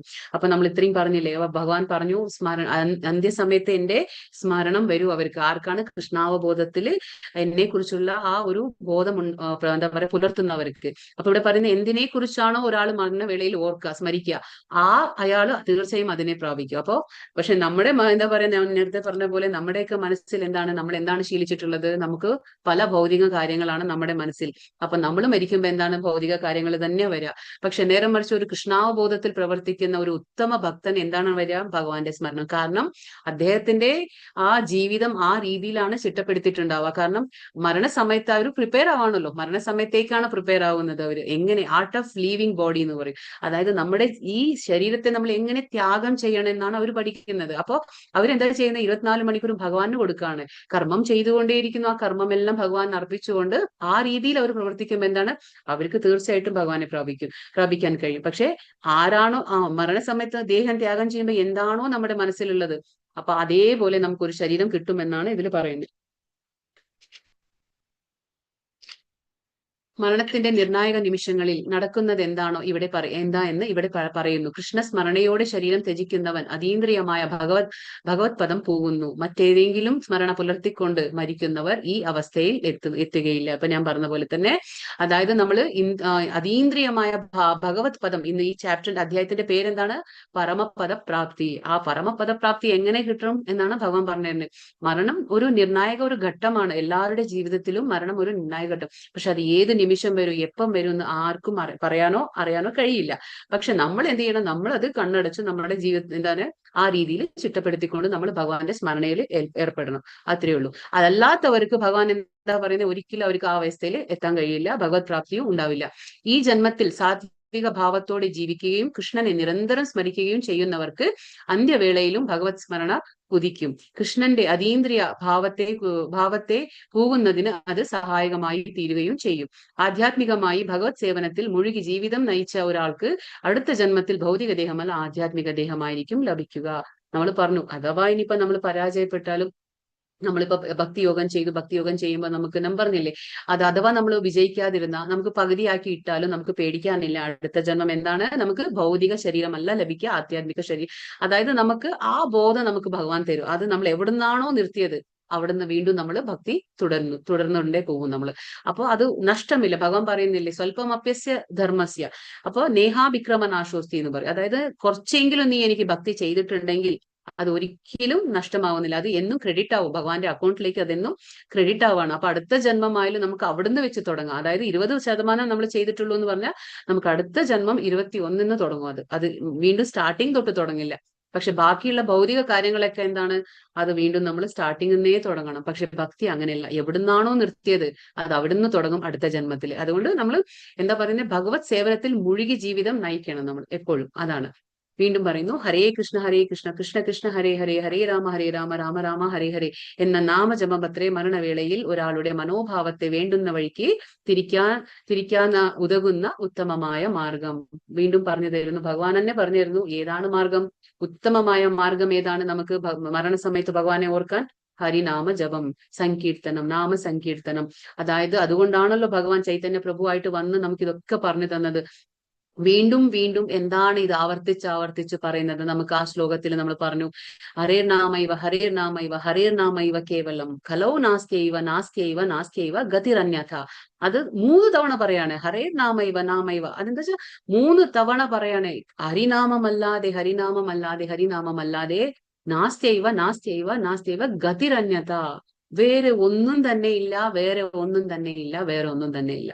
അപ്പൊ ഇത്രയും ആവർത്തിച്ച് ശാസ്ത്രങ്ങൾ പറയാണ്, കലിയുഗത്തിലെ ഒരു ധർമ്മം എന്ന് പറഞ്ഞാൽ നാമജപമാണ്. വേറെ എന്തൊക്കെ പിടിച്ചാലും അത് നമ്മളെ മരണസമയത്ത് ഭഗവാന്റെ സ്മരണത്തിലേക്ക് എത്തിക്കുകയില്ല. പക്ഷെ ഇവിടെ ഉറപ്പിച്ചു പറയാണ്, ഹരിനാമജപം എത്രത്തോളം മഹാത്മ്യമുണ്ട് നാമജപത്തിന് നമുക്ക് ഇതിൽ നിന്നും മനസ്സിലാക്കാം. മരണവേളയിൽ നമുക്ക് ഭഗവാന്റെ ആ നാമം സ്മരിക്കാനും ഇതിലല്ലാതെ ഒരു ഉത്തമമായ മാർഗം വേറെ ഒന്നില്ല എന്ന് വീണ്ടും വീണ്ടും ആവർത്തിച്ചുകൊണ്ട് പറയുകയാണ്. ഇതിപ്പോ നമ്മൾ പറഞ്ഞില്ലേ, അന്തകാലേച്ച മാമേവ സ്മരൺ മുക്ത്വാ കലേവരം. അപ്പൊ ആ നമ്മുടെ കലേവരം എന്ന് പറഞ്ഞാൽ നമ്മുടെ ദേഹം. ഈ ദേഹം നമ്മൾ അന്തകാലം എന്ന് പറഞ്ഞാൽ മരണസമയത്ത്, ആ മരണസമയത്ത് നമ്മുടെ ദേഹം ഉപേക്ഷിക്കുമ്പോൾ, ത്യജിക്കുമ്പോൾ നമ്മൾ എന്താണോ സ്മരണ, ആ സ്മരണയിൽ എന്താണോ നമ്മൾ ചിന്തിക്കുന്നത് അത് തന്നെ നമ്മൾ ആയിത്തീരും. ഇത് നമ്മൾ ഇന്നലെ ഞാൻ പറഞ്ഞ കഥയാണ്. അത് ഇത് ഭരത രാജാവാണ്. ഭരത മഹാരാജാവ് ആ വർണ്ണാശ്രമ ധർമ്മങ്ങളായ ബ്രഹ്മചര്യ, ഗൃഹസ്ഥ, വാനപ്രസ്ഥ എല്ലാം കഴിഞ്ഞ് സന്യാസാശ്രമത്തിലേക്ക് വന്നിരിക്കുകയാണ്. എല്ലാം ഉപേക്ഷിച്ച് സന്യാസാശ്രമത്തിൽ വന്ന് ഹോമകർമ്മങ്ങളൊക്കെ ചെയ്തുകൊണ്ട് ആശ്രമത്തിൽ ഇരിക്കുകയാണ്. പക്ഷേ ഞാൻ പറഞ്ഞില്ലേ, അതേപോലെ ഒരു മാൻ കുഞ്ഞ് കിട്ടിയപ്പോ ആ കുഞ്ഞിനെ വളർത്തിക്കൊണ്ടിരുന്നു. അതിനെ നോക്കിക്കൊണ്ട് എന്തായി, ആ ശ്രദ്ധ മുഴുവനും മാനിലായിപ്പോയി. അപ്പോ നിത്യേന ചെയ്യേണ്ട ഭഗവാന്റെ ആ കാര്യങ്ങളൊക്കെ മറന്നുപോയി, അതൊന്നും ചെയ്യാണ്ടായി. അവസാനം ഫുള്ള് ശ്രദ്ധ കേന്ദ്രീകരിച്ചത് എവിടെയാണ്? മാനിലായിപ്പോയി. ആ സമയത്താണ് അവരുടെ മരണം സംഭവിക്കുന്നത്. ഈ ഫുള്ള് ശ്രദ്ധ എന്താണ്? ഈ മാൻകുട്ടിയെ നോക്കി ഇനി അഥവാ ഞാൻ മരിച്ചു കഴിഞ്ഞാൽ ഈ മാനിനെ ആരെങ്കിലും നോക്കാനുണ്ടാവോ, ഇതിന് ആര് ഭക്ഷണം കൊടുക്കും, ഇങ്ങനെയുള്ള ചിന്തകളായി ഈ രാജാവിന്. അപ്പൊ സന്യസിച്ചിട്ടും പോലും ഫലമില്ല. നമ്മൾ നേരത്തെ പറഞ്ഞു, സന്യാസം കൊണ്ട് ഭഗവാൻ പറഞ്ഞു സന്യാസത്തിൽ നിന്നും മുക്തി നേടാം, ഭഗവാൻ സേവനത്തിലും മുക്തി നേടാം. പക്ഷേ ഇതിൽ പതനം ഉണ്ടാവും. നേരത്തെ നമ്മൾ പറഞ്ഞിരുന്നു. നേരത്തെ 4-ാമത്തെ അധ്യായത്തിൽ, നമ്മൾ 5-ാമത്തെ അധ്യായത്തിൽ പഠിച്ചു. എന്താന്ന് പറയുന്നത്? ഭഗവാൻ പറയുന്നു അതും ഓക്കെ, മുക്തിക്ക് നല്ലതാ. പക്ഷെ സന്യാസത്തിൽ എന്താണ്? വീഴ്ച ഉണ്ടാവും. അതിനുദാഹരണമാണിത്. കാരണം സന്യാസം എടുത്തുകൊണ്ട് എന്താണ്, ചിലപ്പോൾ നമുക്കതിൽ പറയാൻ പറ്റില്ല, വീഴ്ച സംഭവിക്കും. പക്ഷേ ഭഗവാന്റെ സേവനത്തിൽ നമ്മൾ ഏർപ്പെടുമ്പോൾ വീഴ്ച ഉണ്ടാവില്ല. വീഴ്ച ഉണ്ടെങ്കിൽ തന്നെ അത് ഭഗവാൻ നമ്മളെ ആ സന്മാർഗത്തിലേക്ക് നമ്മളെ നയിക്കും. ഏതെങ്കിലും രൂപത്തിൽ നമ്മളെ അത് ഭഗവാൻ അതിലേക്ക് വീണ്ടും തിരികെ എത്തിക്കും. പക്ഷെ ഇവിടെ എന്താണ്? സന്യാസം സ്വീകരിച്ചു, എന്താ കാര്യം ഉണ്ടായേ? ആശ്രമത്തിലിരുന്നു, എല്ലാം ചെയ്യണു, എല്ലാം ത്യജിച്ചു വന്ന ആളായിരുന്നു. പക്ഷെ ഒരു മാൻകുട്ടിക്ക് വേണ്ടിയിട്ട് എന്താണ്? ആ ഭഗവാന്റെ കാര്യങ്ങളൊക്കെ നിർത്താണ് ചെയ്യണത്. എല്ലാം ഉപേക്ഷിച്ച് അവസാനം ആ മാൻകുട്ടിക്ക് വേണ്ടിയിട്ട് ജീവിതം ഒഴിഞ്ഞു വെച്ചു. അങ്ങനെ സംഭവിക്കുമ്പോൾ അതേ മരണം അടുത്തു. പക്ഷെ ആ രാജാവിന് മരണം അടുത്ത സമയത്ത് എന്തായിരുന്നു? ബോധത്തിൽ ഫുള്ളും ആരാണ്? ഭഗവാനെ വിട്ടു. പക്ഷെ ആ ബോധത്തിൽ ഫുള്ളും മാൻകുട്ടിയായിരുന്നു. അപ്പൊ ആ മാൻകുട്ടിയെ ചിന്തിച്ചാണ് മരിക്കാൻ പോകുന്നത്, മരിച്ചത്. അപ്പൊ ആ മാൻകുട്ടിയെ ചിന്തിച്ചു മരിച്ചപ്പോഴെന്തായി? അടുത്ത ജന്മത്തില് മാനായി ജനിക്കേണ്ടി വന്നു. അങ്ങനെ മാനായി ജനിച്ച് പക്ഷേ എത്രയോ നല്ല കർമ്മങ്ങൾ ചെയ്തിട്ടുണ്ടായിരുന്നു, ഒരുപാട് പുണ്യ ഭഗവാൻ സേവനം ചെയ്തിട്ടുണ്ടായിരുന്നു. അതുകൊണ്ട് എന്തായി? മാനിന്റെ ശരീരം കിട്ടിയാലും കൂടിയിട്ട് ഭഗവാന്റെ സ്മരണ കിട്ടി, ഓർമ്മശക്തി കൊടുത്തു ഭഗവാൻ. അത് മനസ്സിലാക്കാൻ വേണ്ടിയിട്ട്. എന്തിനാ? ആ ചെയ്ത അബദ്ധം മനസ്സിലാവണ്ടേ അല്ലേ? അപ്പൊ മാനിന്റെ ശരീരത്തിലാവുമ്പോഴാണ് ആ രാജാവിന് മനസ്സിലാവുന്നത്, ഞാൻ എത്രമാത്രം നല്ലൊരു അവസരത്തെ ഞാൻ പാഴാക്കി കളഞ്ഞു. മനുഷ്യ ശരീരം കിട്ടിയിട്ട് പോലും പൂർണ്ണതയിലേക്ക് എത്താമായിരുന്നു. പക്ഷേ ആ അവസരത്തെ ഞാൻ പാഴാക്കി കളഞ്ഞത് എന്തിന്റെ പേരിലാണ്? ഈ മാൻകുട്ടിയുടെ പേരിൽ. ആ മാൻകുട്ടിയുടെ പേരിൽ അവസരം പാഴാക്കി കളഞ്ഞു എന്നുള്ള ആ കുറ്റബോധം ഉണ്ടായിരുന്നു. അപ്പൊ ആ മാനിന്റെ ശരീരത്തിലാവുമ്പോൾ ആ രാജാവ് എന്ത് ചെയ്തു? വീണ്ടും ആശ്രമത്തിൽ തന്നെ ജീവിക്കാൻ തുടങ്ങി, മാനിന്റെ ശരീരം വെച്ചിട്ട്. പക്ഷെ അവിടെ ഇങ്ങനെ പച്ചിലകളൊന്നും കഴിക്കാണ്ട് ഒരു തപശ്ചര്യ എന്ന പോലെ ആ പഴുത്തിലകൾ മാത്രം ഭക്ഷിച്ചുകൊണ്ട് ഇങ്ങനെ ആ ആശ്രമത്തിൽ അവർ ഭഗവാന്റെ കാര്യങ്ങൾ പറയുന്നതും ഇതുമൊക്കെ എല്ലാം കേട്ടുകൊണ്ട് ആ പരിസരത്ത് തന്നെ ജീവിച്ചുകൊണ്ട് എന്തായി? ആ മാനിന്റെ ശരീരത്തിൽ പോലും സ്മരണ എന്തായി? ഭഗവാനായി. അങ്ങനെ ആവുമ്പോ എന്തായി? വീണ്ടും ഒരു ബ്രാഹ്മണനായിട്ട് പുനർജനിക്കുകയാണ്. വീണ്ടും ബ്രാഹ്മണനായിട്ട് ജനിച്ച് അങ്ങനെ ഒരു ഭഗവത് പ്രാപ്തി പ്രാപിക്കുകയാണ്. അങ്ങനെയുള്ള കഥയാണിത്. അപ്പൊ അതുകൊണ്ടാണ് അതിന്റെ ഇമ്പോർട്ടൻസ് എന്താണ്? നമ്മൾ ആ ഭഗവാന്റെ സ്മരണ അല്ലാതെ വേറെ സ്മരണത്തിൽ ഏർപ്പെടാൻ പാടില്ല. അപ്പൊ നമുക്ക് എന്താ കിട്ടുക? നമുക്ക് ഭഗവാനെ പ്രാപിക്കാൻ കഴിയില്ല എന്നാണ് പറയുന്നത്. തസ്മാത് സർവേഷു കാലേഷു മാമനുസ്മര യുദ്ധ്യച മയ്യർപ്പിത മനോബുദ്ധിർ മാമേ വൈശ്യസ്യ സംശയഃ. അതിനാൽ അർജുന, ശ്രീകൃഷ്ണ രൂപത്തിൽ എന്നെ നീ എപ്പോഴും ഓർമ്മിക്കുക. അതോടൊപ്പം തന്റെ നിയത കർമ്മമായ യുദ്ധം നിർവഹിക്കുകയും ചെയ്യുക. സ്വകർമ്മങ്ങളെല്ലാം എനിക്കായി അർപ്പിച്ചും മനോബുദ്ധികൾ എന്നിൽ ഉറപ്പിച്ചും ഇരുന്നാൽ നീ എന്നെ പ്രാപിക്കും, സംശയമില്ല. ഇവിടെ ഭഗവാൻ പറയുന്നു അതുകൊണ്ട് എന്താ വെച്ചാൽ നമുക്ക് പറയാം, ഈ യം വാപി സ്മരൻ ഭാവം ത്യജൻ കലേവരം. അത് നമ്മൾ പറഞ്ഞു, അന്തകാലേച്ച മാമേവ സ്മരൻ മുക്ത്വാ കലേവരം. ഭഗവാൻ വീണ്ടും വീണ്ടും പറയാണ്, അന്തകാലം എന്ന് പറഞ്ഞാൽ മരണസമയത്ത് ആരാണോ ദേഹം ത്യജിക്കുമ്പോ എന്താണോ ഓർക്കുന്നത് അതായി തീരും എന്ന് വീണ്ടും വീണ്ടും ഭഗവാൻ പറഞ്ഞു കൊടുക്കാണ്. അപ്പൊ വീണ്ടും പറയാണ് അർജുനനോട്, അതുകൊണ്ട് അർജുന തസ്മാത് സർവേഷു കാലേഷു, എല്ലാ സമയത്തും എന്ത് ചെയ്യണം? മാം അനുസ്മര, എന്നെ തന്നെ ഓർക്ക്. യുദ്ധേച്ച മീൻസ് യുദ്ധം ചെയ്യുമ്പോ. ഇപ്പൊ അർജുനന്റെ കർമ്മം എന്താണ്? എന്താ പറയുന്നത്? എന്താ? അതോടൊപ്പം തന്നെ നിന്റെ നിയത കർമ്മമായ യുദ്ധം നിർവഹിക്കുക. അപ്പൊ ഭഗവാൻ പറഞ്ഞു കൊടുക്കുകയാണ്, നിന്റെ ഇപ്പൊ നിയത കർമ്മം എന്താണ്? യുദ്ധം ചെയ്യുക. അപ്പൊ യുദ്ധം ചെയ്തുകൊണ്ടിരുന്നു, കുഴപ്പമില്ല. പക്ഷെ ആ യുദ്ധം ചെയ്യുമ്പോ നീ എന്ത് ചെയ്യണം? മാം അനുസ്മര, എന്നെ ഓർക്ക്. ആ യുദ്ധം നീ ചെയ്യുമ്പോ എന്നെ ഓർത്തിട്ട് യുദ്ധം ചെയ്യാൻ. അപ്പൊ എന്തായി? ആ കർമ്മം, യുദ്ധം ചെയ്യുന്ന കർമ്മത്തിന്റെ ഫലങ്ങളും യുദ്ധവും എല്ലാം ആർക്കായി? ഭഗവാനായി. അപ്പൊ പിന്നെ അതിന്റെ ഒരു തരത്തിലുള്ള അതിന്റെ ഫലങ്ങള് എന്താ പറയാ, അർജുനന് പറ്റുകയില്ല. കാരണം നമ്മൾ പറഞ്ഞില്ലേ, താമര ഇലയിലെ വെള്ളം പോലെ. അപ്പൊ അർജുനന് യാതൊരു കർമ്മഫലവും കിട്ടുകയില്ല. അപ്പൊ അതുകൊണ്ട് പറഞ്ഞ തസ്മാ സർവേഷു കാലേഷു, എന്നെ തന്നെ ഓർത്തുകൊണ്ട് നീ നിന്റെ നിയത കർമ്മങ്ങളും ചെയ്യാ, യുദ്ധവും ചെയ്യാൻ എന്ന് ഭഗവാൻ പറഞ്ഞു കൊടുക്കാണ്. ഇപ്പൊ നമ്മളും അത് തന്നെ. നമ്മൾ ചിന്തിക്കും, ഇപ്പൊ നമ്മൾ എങ്ങനെയാണ് ഭഗവാനെ ഓർക്കുക? നമ്മൾ കാലത്ത് എഴുന്നേറ്റ മക്കളുണ്ടാവും, സ്കൂളിൽ പോകുന്ന മക്കളുണ്ടാവും, ഭർത്താവിന് ഭക്ഷണം ഉണ്ടാക്കി കൊടുക്കണം, അപ്പൊ അവരും ഓഫീസിൽ പോകുന്ന ആൾക്കാരുണ്ടാവും, നമ്മളും സ്വയം ഓഫീസിൽ പോകുന്ന ആൾക്കാരുണ്ടാവും. അപ്പൊ എങ്ങനെയാണ് 24 മണിക്കൂർ ഭഗവാനെ ഓർക്കാൻ പറ്റുക, അല്ലെ? അപ്പൊ നമുക്ക് ഇങ്ങനെയൊക്കെ ചിന്തിക്കുമ്പോൾ നമ്മൾ എന്താണ് ചെയ്യേണ്ടത്? ഭഗവാൻ പറഞ്ഞു തരുന്നു, അത് വഴി പറഞ്ഞു തരുന്നു. തസ്മാത് സർവേഷു കാലേഷു മാ മനുസ്മര യുദ്ധച്ച. നമ്മുടെ യുദ്ധം എന്താണ്? ജീവിതം. ഈ ജീവിതം എന്ന് പറഞ്ഞാൽ നമുക്കൊരു യുദ്ധം തന്നെയല്ലേ? നമുക്കൊരു യുദ്ധം തന്നെ. രാവിലെ എഴുന്നേച്ച് നമുക്ക് രാത്രി വരെ നമുക്ക് ഓരോ പണികളുണ്ട്. പക്ഷെ ആ പണികളൊക്കെ നമ്മൾ ചെയ്യുമ്പോൾ ഭഗവാനെ ഓർക്കുക, അത്രേ ഉള്ളൂ. ഇപ്പൊ നമ്മൾ അടുക്കളയിൽ കയറുമ്പോൾ നമ്മൾ എന്താ ചെയ്യുന്നത്? നമ്മളിപ്പോ ഭഗവാന്റെ പാട്ട്, എന്താ പറയാ, അതും ഇതും പാട്ടെല്ലാം കേൾക്കുന്ന നേരം നമ്മൾ ഭഗവാന്റെ ഭാഗവതോ നമ്മുടെ ഭഗവത്ഗീതയോ ഒക്കെ, ഭഗവാന്റെ ആ വാണി അതൊക്കെ കേൾക്കുകയാണെങ്കിൽ എന്തായി? നമ്മൾ ചെയ്യുന്ന കർമ്മം വരെ ശുദ്ധീകരിക്കപ്പെടും. കാരണം നമ്മുടെ അവബോധത്തിൽ ആരാണ്? ഭഗവാനാണ്. കാരണം നമ്മൾ ഭഗവാനെ കുറിച്ചിട്ടുള്ള കാര്യങ്ങളാണ് കേൾക്കുന്നത്. അങ്ങനെ ഭഗവാനെ കുറിച്ച് കാര്യങ്ങൾ കേൾക്കുമ്പോൾ മാത്രമാണ് അവന്റെ നാമം, അവന്റെ ലീല, അവന്റെ ഗുണം, അവന്റെ രൂപം എന്താ, ഇതിനെക്കുറിച്ചൊക്കെ നമുക്ക് കേട്ടാൽ മാത്രമേ നമുക്ക് ഓർക്കാൻ കഴിയൂ. അല്ലെങ്കിൽ ഇപ്പൊ നമ്മൾ ഒരു റാൻഡം ആയിട്ട് ഒരു വ്യക്തിയെ പറയാണ്, ഒരു വ്യക്തിയെ നമ്മൾ ഒന്നോ രണ്ടോ തവണ കാണുമ്പോൾ നമുക്ക് അവരെ ഓർമ്മ വരില്ല. കാരണം എന്താ വെച്ചാൽ നമ്മൾ അത്രയേ ഉള്ളൂ, അവരെ കുറിച്ച് ഒന്നും അറിയില്ല നമുക്ക്. പക്ഷെ നേരം മറിച്ച് നമ്മൾ ഭഗവാന്റെ കാര്യങ്ങൾ ഒരുപാട് നമ്മൾ മനസ്സിലാക്കി വരുമ്പോൾ, കൃഷ്ണൻ എന്ന് പറയുമ്പോൾ തന്നെ നമുക്ക് ഒരുപാട് മനസ്സിൽ വരും. ആ, കൃഷ്ണൻ ഇങ്ങനെയാണ്, കൃഷ്ണന്റെ ലീലകൾ ഇങ്ങനെയാണ്, കൃഷ്ണന്റെ ഭക്തന്മാരുടെ കഥകൾ ഇങ്ങനെയാണ്. അപ്പൊ എല്ലാം നമ്മുടെ മനസ്സിലേക്ക് ഓർമ്മ വരും. അപ്പൊ അതുകൊണ്ടാണ് നമ്മൾ ഓരോ പ്രവൃത്തികളും എന്തോ ആയിക്കോട്ടെ, നമുക്ക് ചിന്തിക്കാം നമ്മൾ ചെയ്യുന്നതൊക്കെ ഭൗതിക പ്രവൃത്തികളല്ലേ എന്ന്. പക്ഷെ ആ ഭൗതികമായിട്ട് ചെയ്യുന്ന ഓരോ പ്രവൃത്തികളും നമ്മുടെ മനസ്സിൽ കൃഷ്ണനെ ധ്യാനിച്ചുകൊണ്ട്, സർവേഷു കാലേഷു മാം അനുസ്മര, ഭഗവാനെ ആ സ്മരിച്ചുകൊണ്ട് ചെയ്യുമ്പോൾ ആ പ്രവൃത്തികളെല്ലാം നമ്മൾ ഭഗവാൻ സേവനയായിട്ടാണ് മാറുന്നത്. ഭഗവാൻ നമ്മൾ പ്രസാദം വെക്കുന്നു, നമ്മൾ അത് പ്രസാദം കഴിക്കുന്നു. അപ്പൊ ഉണ്ടാക്കുമ്പോൾ തന്നെ നമുക്ക് അവബോധത്തിലുണ്ടാവും, ഇത് നമ്മൾ എന്തിനാ ഉണ്ടാക്കുന്നത്? ഭഗവാന് വേണ്ടി ഉണ്ടാക്കാണ്. അപ്പൊ അതേപോലെ ആ ഒരു നമ്മൾ ചെയ്യുന്ന പ്രവൃത്തികളെല്ലാം ഭഗവാന് വേണ്ടിയിട്ട് സമർപ്പിച്ചുകൊണ്ട് ചെയ്യണം എന്നാണ് ഇവിടെ പറയുന്നത്. അർജുനനോടുള്ള ഈ ഉപദേശം ഭൗതിക കർമ്മങ്ങളിൽ ഏർപ്പെട്ടിരിക്കുന്ന എല്ലാവരെ സംബന്ധിച്ചും പ്രസക്തമാണ്. ഇപ്പൊ നമ്മൾ പറഞ്ഞ പോലെ നമുക്കും കൂടി ഇത് ബാധകമാണ്. കാരണം അർജുനനെ മാത്രമല്ല ഈ ഉപദേശം, ഭഗവത്ഗീത ഉപദേശം അർജുനനെ ഒരു നിമിത്തമാക്കിക്കൊണ്ട് ഭഗവാൻ ആർക്കാണ് ഇതൊക്കെ തരുന്നത്?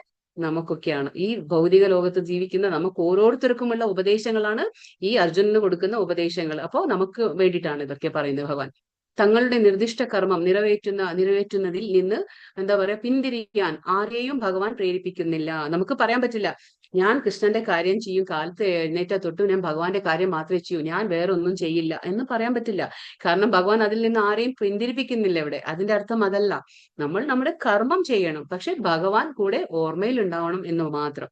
ഒരാൾക്ക് ഈ പ്രവൃത്തികൾ തുടർന്നതോടൊപ്പം ഹരേ കൃഷ്ണ മന്ത്ര ഉച്ചരിച്ചുകൊണ്ട് ഭഗവത് സ്മരണ പുലർത്തുകയും ആവാം. നമ്മൾ പറഞ്ഞില്ലേ, നമ്മളിപ്പോ അടുക്കളയിൽ പണിയെടുക്കുമ്പോഴായാലും ഭഗവാന്റെ പേര് പറയാൻ എന്താ ബുദ്ധിമുട്ട്? അതിലൊരു ബുദ്ധിമുട്ടും ഇല്ലല്ലോ. നമ്മുടെ വാഗുകൊണ്ടല്ലേ നമ്മൾ പേര് പറയുന്നത്. ഹരേ കൃഷ്ണ കൃഷ്ണ കൃഷ്ണ ഹരേ ഹരേ, ഹരേ രാമ എന്ന് പറഞ്ഞുകൊണ്ട് നമ്മൾ അവിടെ പണിയെടുക്കണം. പക്ഷേ നമ്മളിപ്പോ ജപത്തിൽ പറഞ്ഞു എന്ത് ചെയ്യാൻ പാടില്ല. നമ്മൾ ജപമാല എടുത്ത് മാല കയ്യിലെടുത്ത് നമ്മൾ ജപത്തിന് വേണ്ടി നമ്മൾ ഇരുന്ന് ചെയ്യുമ്പോൾ നമ്മൾ വേറെ കാര്യം ചെയ്യരുത്.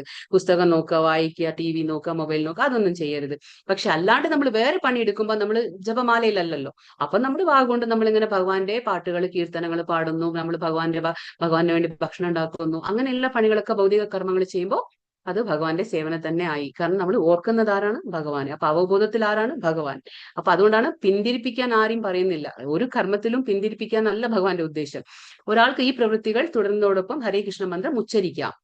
അപ്പൊ പ്രവൃത്തിയും ചെയ്യാം, ഭഗവാന്റെ നാമവും ഉച്ചരിക്കാം. ഇത് ജീവനെ ഭൗതിക കൽമഷങ്ങൾ ബാധിക്കാതിരിക്കാനും മനോബുദ്ധികളെ ഭഗവാനിൽ ഏകാഗ്രീകരിക്കാനും ഉതകുന്നു. പിന്നെ കൃഷ്ണനാമ ഉച്ചാരണം ഭക്തനെ പരമോത്കൃഷ്ടമായ കൃഷ്ണലോകത്തിലേക്ക് എത്തിക്കുന്നു എന്നതിന് യാതൊരു സംശയവുമില്ല. അതാണ് ഭഗവത് പ്രാപ്തി. അതായത് എന്താ പറയാ, നമ്മൾ പരമപദപ്രാപ്തി എങ്ങനെയാണ് എത്തിക്കുക? ഇങ്ങനെ നമ്മൾ ഓരോ കർമ്മങ്ങൾ ചെയ്യുമ്പോൾ ഭഗവാനെ കുറിച്ച് ഓർത്തുകൊണ്ട് ചെയ്യുമ്പോൾ എന്താണ്, മനസ്സും ബുദ്ധികളും ഭഗവാനിൽ ഏകാഗ്രീകരിക്കാൻ നമുക്ക് പറഞ്ഞില്ലേ, കേന്ദ്രീകരിക്കാൻ പറ്റും നമ്മുടെ മനസ്സിനെയും ബുദ്ധിയേനെയും. അല്ലാതെ നമുക്ക് പറ്റില്ലല്ലോ നമുക്ക്. അപ്പൊ കൃഷ്ണന് നാമം ഉച്ചാരണം മൂലം നമുക്ക് എന്താണ്, ഭഗവാന്റെ ഭക്തൻ എന്താ കിട്ടാൻ പോകുന്നത്? പരമോത്കൃഷ്ടമായ കൃഷ്ണലോകമാണ് നമുക്കും കിട്ടാൻ പോകുന്നത്. അതിന് യാതൊരു സംശയമില്ല എന്ന് ഭഗവാൻ തന്നെ പറഞ്ഞു തരാണ് ഇവിടെ.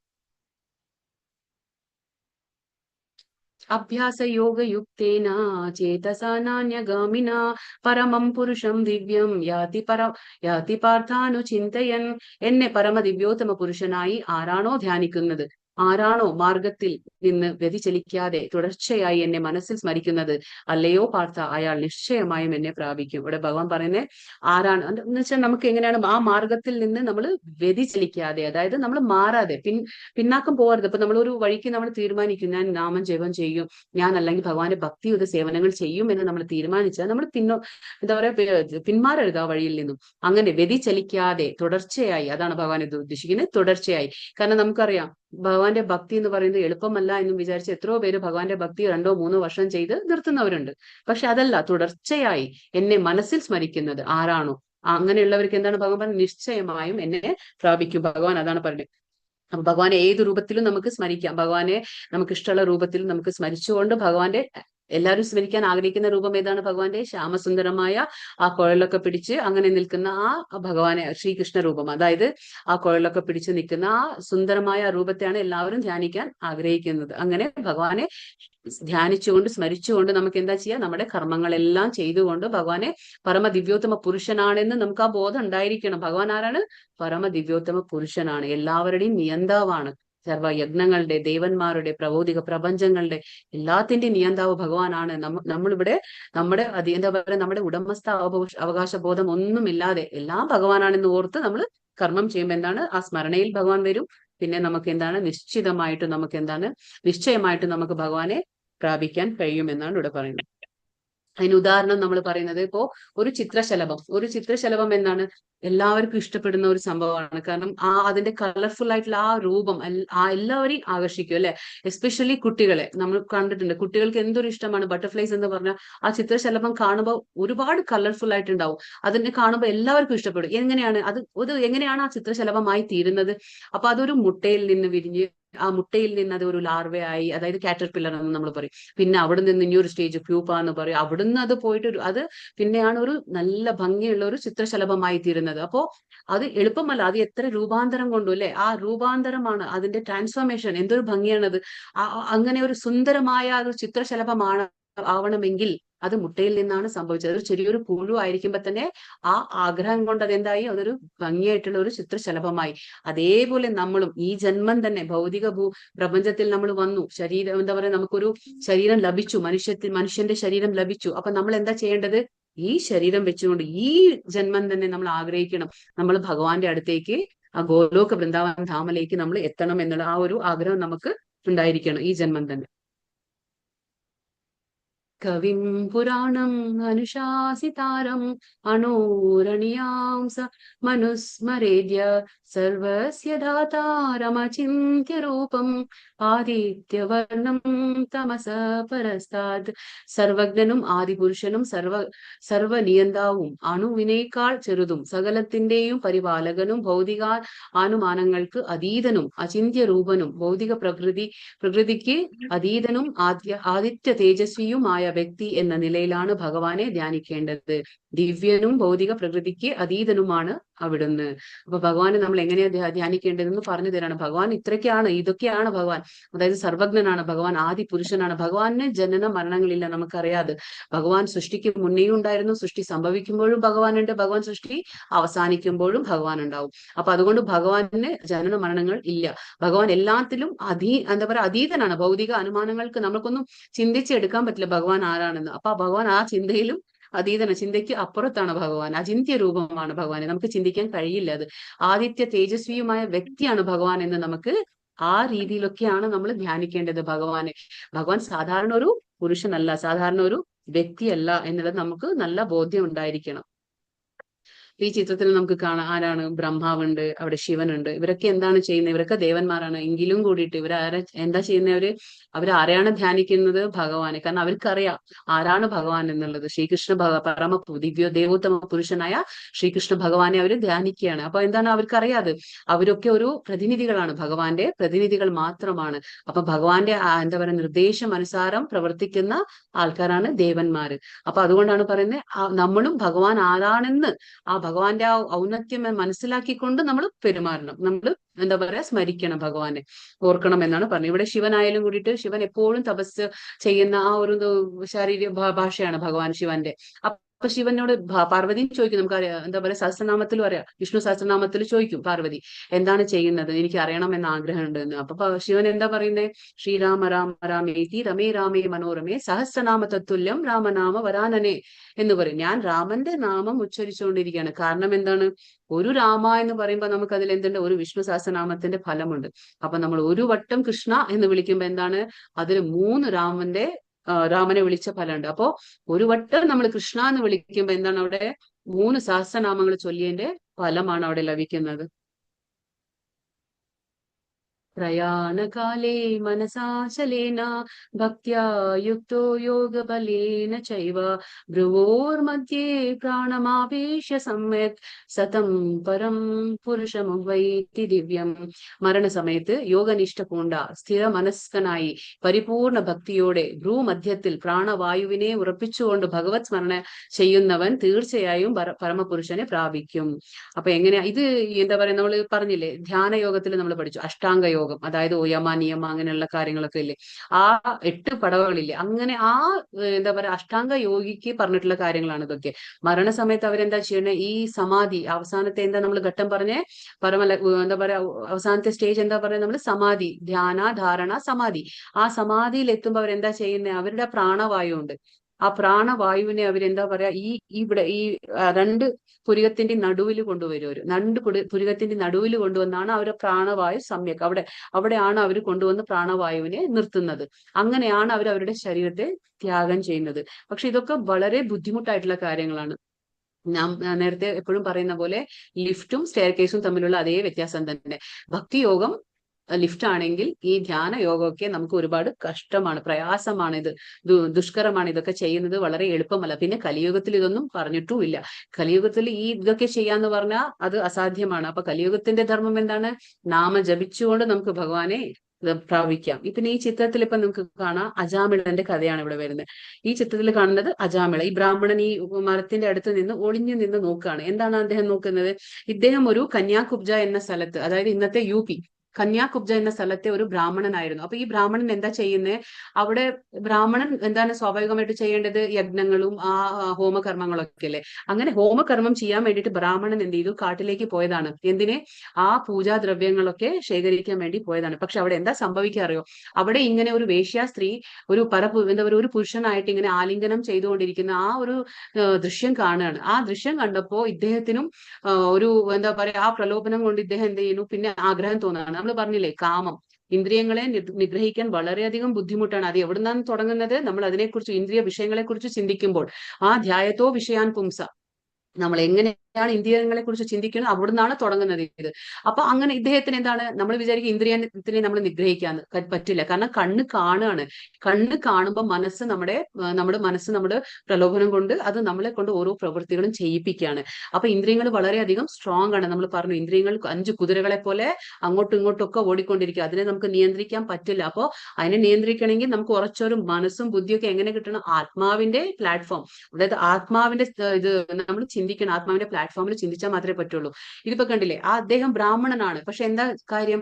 ആ ഒരു വേശ്യാസ്ത്രീയുടെ ആ ഒരു ദൃശ്യം കണ്ടുകൊണ്ട് എന്താണ് അദ്ദേഹത്തിന്റെ മനസ്സിൽ ഒരു മോഹം വരികയാണ്. അതാണ് നമ്മൾ പറഞ്ഞ കാമം വരികയാണ്. അപ്പൊ ആ എന്താ പറയാ അതിയായ ആഗ്രഹം വരികയാണ് ആ സ്ത്രീയെ കല്യാണം കഴിക്കണമെന്ന്. ബ്രാഹ്മണനാണ്, പക്ഷെ അവരൊരു ശൂദ്ര സ്ത്രീയാണ്.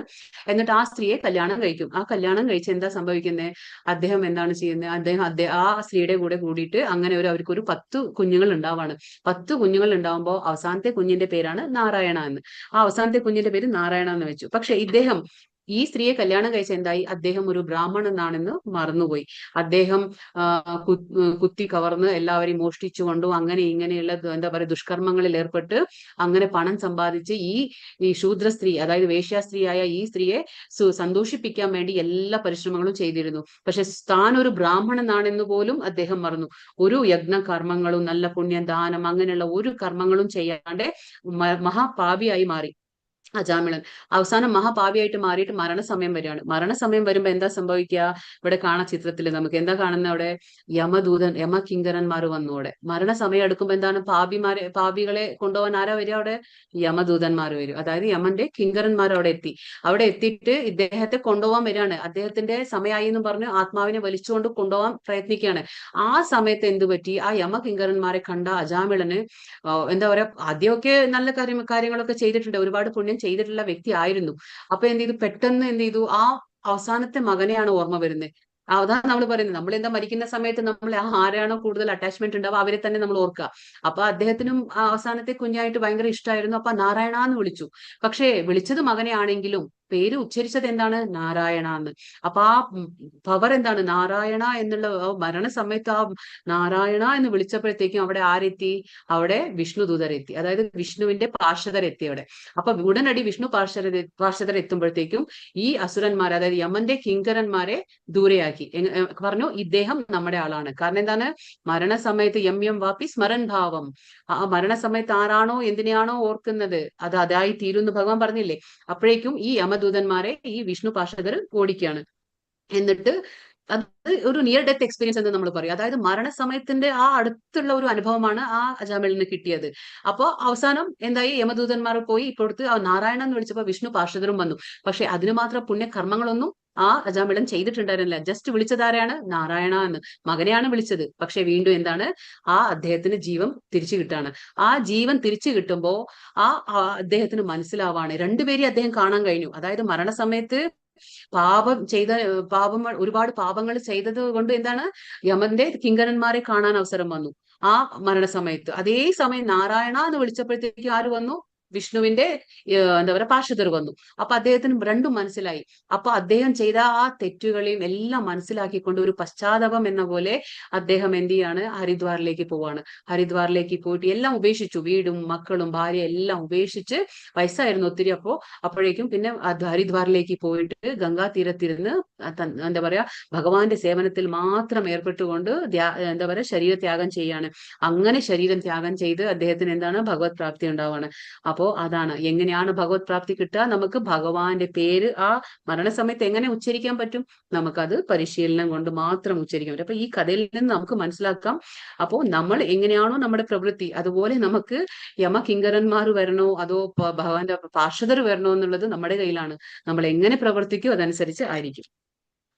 അനന്യചേതാ സതതം യോ മാം സ്മരതി നിത്യശഃ തസ്യാഹം സുലഭ പാർത്ഥ നിത്യയുക്തസ്യ യോഗിനഃ. അല്ലയോ പാർത്ഥ, നിരന്തരമായ ഭക്തി യുത സേവനം മൂലം സ്ഥിരം ചിത്തയോടെ എന്നെ എപ്പോഴും സ്മരിക്കുന്ന യോഗനിഷ്ഠന് ഞാൻ സുപ്രാപ്യനാണ്. ഭഗവാൻ പറയാണ്, എങ്ങനെയുള്ളവർക്ക് ഞാൻ ഈസി, അതായത് സുലഭ എന്ന് വെച്ചാൽ ഈസിയാണ്, അവർക്ക് ഞാൻ കിട്ടാൻ വളരെ എളുപ്പമാണ് എന്ന് ഭഗവാൻ പറഞ്ഞുതരാണ്. എങ്ങനെയുള്ളവർക്ക്, ഭക്തിയുത സേവനം മൂലം സ്ഥിര ചിത്തയോടെ എന്നെ എപ്പോഴും സ്മരിക്കുന്ന ഒരു യോഗനിഷ്ഠന്. അപ്പൊ യോഗനിഷ്ഠൻ എന്ന് പറയുന്നത് എന്താ പറയാ, ഭക്തിയുത സേവനം മൂലം സ്ഥിരമായ ചിത്ത, സമചിത്ത എന്ന് പറയില്ലേ, സ്ഥിര ചിത്തയോടെ അതായത് ദൃശ്യത്തോടെ എപ്പോഴും സ്മരിക്കുന്ന യോഗനിഷ്ഠന് കിട്ടുന്നു.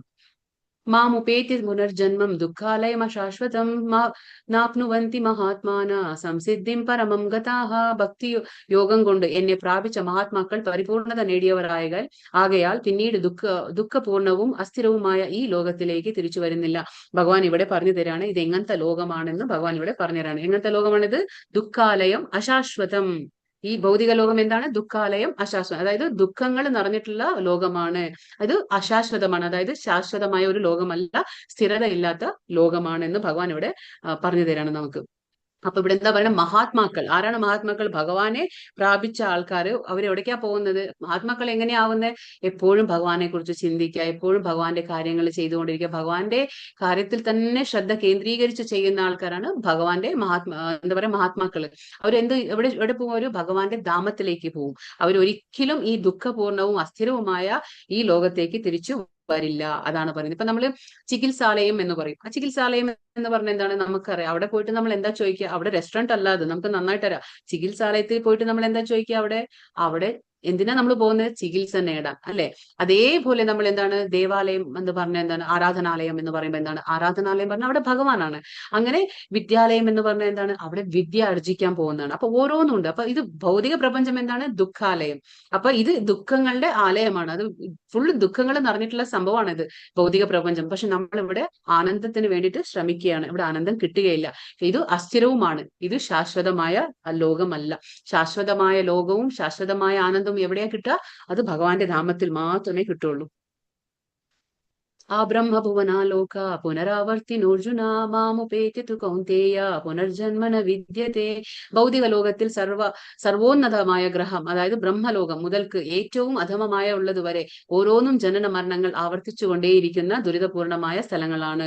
കുന്തിപുത്ര, എന്റെ പരമധാമത്തിൽ എത്തിയവരാകട്ടെ പിന്നീട് ജന്മം എടുക്കേണ്ടി വരുന്നില്ല. അവിടെ എന്താ പറയുന്ന ഭഗവാൻ നമുക്കറിയാം. ഈ ചിത്രത്തിൽ കാണുന്നത് ഗോലോക വൃന്ദാവനത്തിന്റെ ചിത്രമാണ്. അപ്പൊ അവിടെ സൂര്യനോ ചന്ദ്രനോ ഒന്നുമില്ല. അത് ഭഗവാന്റെ ശരീരത്തിന്റെ വെളിച്ചം കൊണ്ട് മാത്രം പ്രകാശമാനാവുന്ന പ്രകാശം കിട്ടുന്ന ഒരു ഗോലോകമാണത്. അപ്പൊ അവിടെ ഭഗവാൻ എന്താ പറയുന്നത്? ആ ബ്രഹ്മ ഭുവനാലോക, അതായത് ഈ 14 ലോകങ്ങൾ നമ്മൾ പറഞ്ഞു എന്നല്ലേ. ആ 14 ലോകങ്ങളിലും ഏറ്റവും ഉന്നതമായ ലോകം ഏതാണ്? അത് ബ്രഹ്മലോകം. അതിനെ സത്യലോകം എന്നും പറയും നമ്മൾ. ബ്രഹ്മാവ് വസിക്കുന്ന ലോകം. ആ ബ്രഹ്മാവ് വസിക്കുന്ന ലോകം തൊട്ട് അധമ ലോകങ്ങളായ നരക ലോകങ്ങൾ വരെ, നമുക്ക് താഴ്ത്തറിയ അധമ ലോകങ്ങളുണ്ട്. അത്തല പിത്തല സുത്തല തലാതല എന്നുള്ള ലോകങ്ങൾ വരും. അങ്ങനെയുള്ള അധമ ലോകങ്ങൾ വരയ്ക്കും ഭഗവാൻ എന്താ പറയുന്നത്? അവിടെ ജനന മരണങ്ങളുണ്ട്. അവിടെ ജനന മരണങ്ങളുണ്ട്. ജനിച്ചവർ മരിക്കും, മരിച്ചവർ വീണ്ടും ജനിക്കും. അതുകൊണ്ട് ഇത് ആവർത്തിച്ചുകൊണ്ടേയിരിക്കും. ഈ ജനന മരണത്തിന്റെ ചക്രം ആവർത്തിച്ചുകൊണ്ടേയിരിക്കും. ഇത് ദുരിതപൂർണമായ സ്ഥലങ്ങളാണ്. അപ്പോ ഈ ഭൗതിക പ്രപഞ്ചത്തിൽ ഏതൊക്കെയുണ്ടോ, ബ്രഹ്മലോകത്തിൽ നിന്ന് തൊട്ട് അധമ ലോകം വരെ എല്ലാം പുനരാവർത്തിച്ചുകൊണ്ടേയിരിക്കും. ഏത്? ജനന മരണം. അപ്പൊ അതുകൊണ്ട് ഭഗവാൻ പറയണേ, പദത്തിൽ എത്തിയവനാകട്ടെ പിന്നീട് ജന്മം എടുക്കേണ്ടി വരില്ല. പക്ഷെ അതുപോലെയല്ല ഗോലോക വൃന്ദാവനം. ഭഗവാന്റെ ധാമത്തിൽ ജനന മരണങ്ങൾ ഇല്ല. അവിടേക്ക് ആരാണോ എത്തുന്നത് അവിടെ അവർക്ക് തിരിച്ചു വരവില്ല. ഭഗവാൻ അഥവാ അവർക്ക് വീണ്ടും വീണ്ടും ജന്മം എടുക്കേണ്ടി വരുന്നില്ല. അവ്യക്തോക്ഷര ഇത്യുക്ത സ്തമാഹു പരമാം ഗതിം യം പ്രാപ്യ ന നിവർത്തന്തെ തദ്ധാമം പരമം മമ. വേദാന്തികൾ അവ്യക്തമെന്നു അക്ഷയമെന്നു വിശേഷിപ്പിക്കുന്നതും പരമമായ പ്രാപ്യ സ്ഥാനമെന്നറിയപ്പെടുന്നതും ഒരിക്കൽ എത്തിച്ചേർന്നാൽ പിന്നെ മടങ്ങി വരേണ്ടതില്ലെന്നതുമാണ് എന്റെ പരമധാമം. ഭഗവാൻ പറയാണ്, എന്റെ പരമധാമം എങ്ങനെയുള്ളതാണ്? ഒരിക്കൽ എത്തിക്കഴിഞ്ഞ അവിടെ തദ്ധാമം പരമം മമ, അതായത് നിവർത്തന്തെ, അതായത് തിരിച്ചു വരേണ്ട ആവശ്യമില്ല. ഒരിക്കൽ ആരാണോ പരമധാമമായ എന്റെ ഗോലോക വൃന്ദാവനത്തിൽ എത്തുന്നത് അവർക്ക് വീണ്ടും വീണ്ടും മരണമോ ജനന മരണത്തിന്റെ ചക്രത്തിൽ അവർ പെടുന്നില്ല. അപ്പൊ അവർക്ക് വീണ്ടും തിരിച്ച് ഈ ഭൂമിയിലേക്ക് വരേണ്ട ആവശ്യമില്ല എന്ന് ഭഗവാൻ ഇവിടെ പറയണം.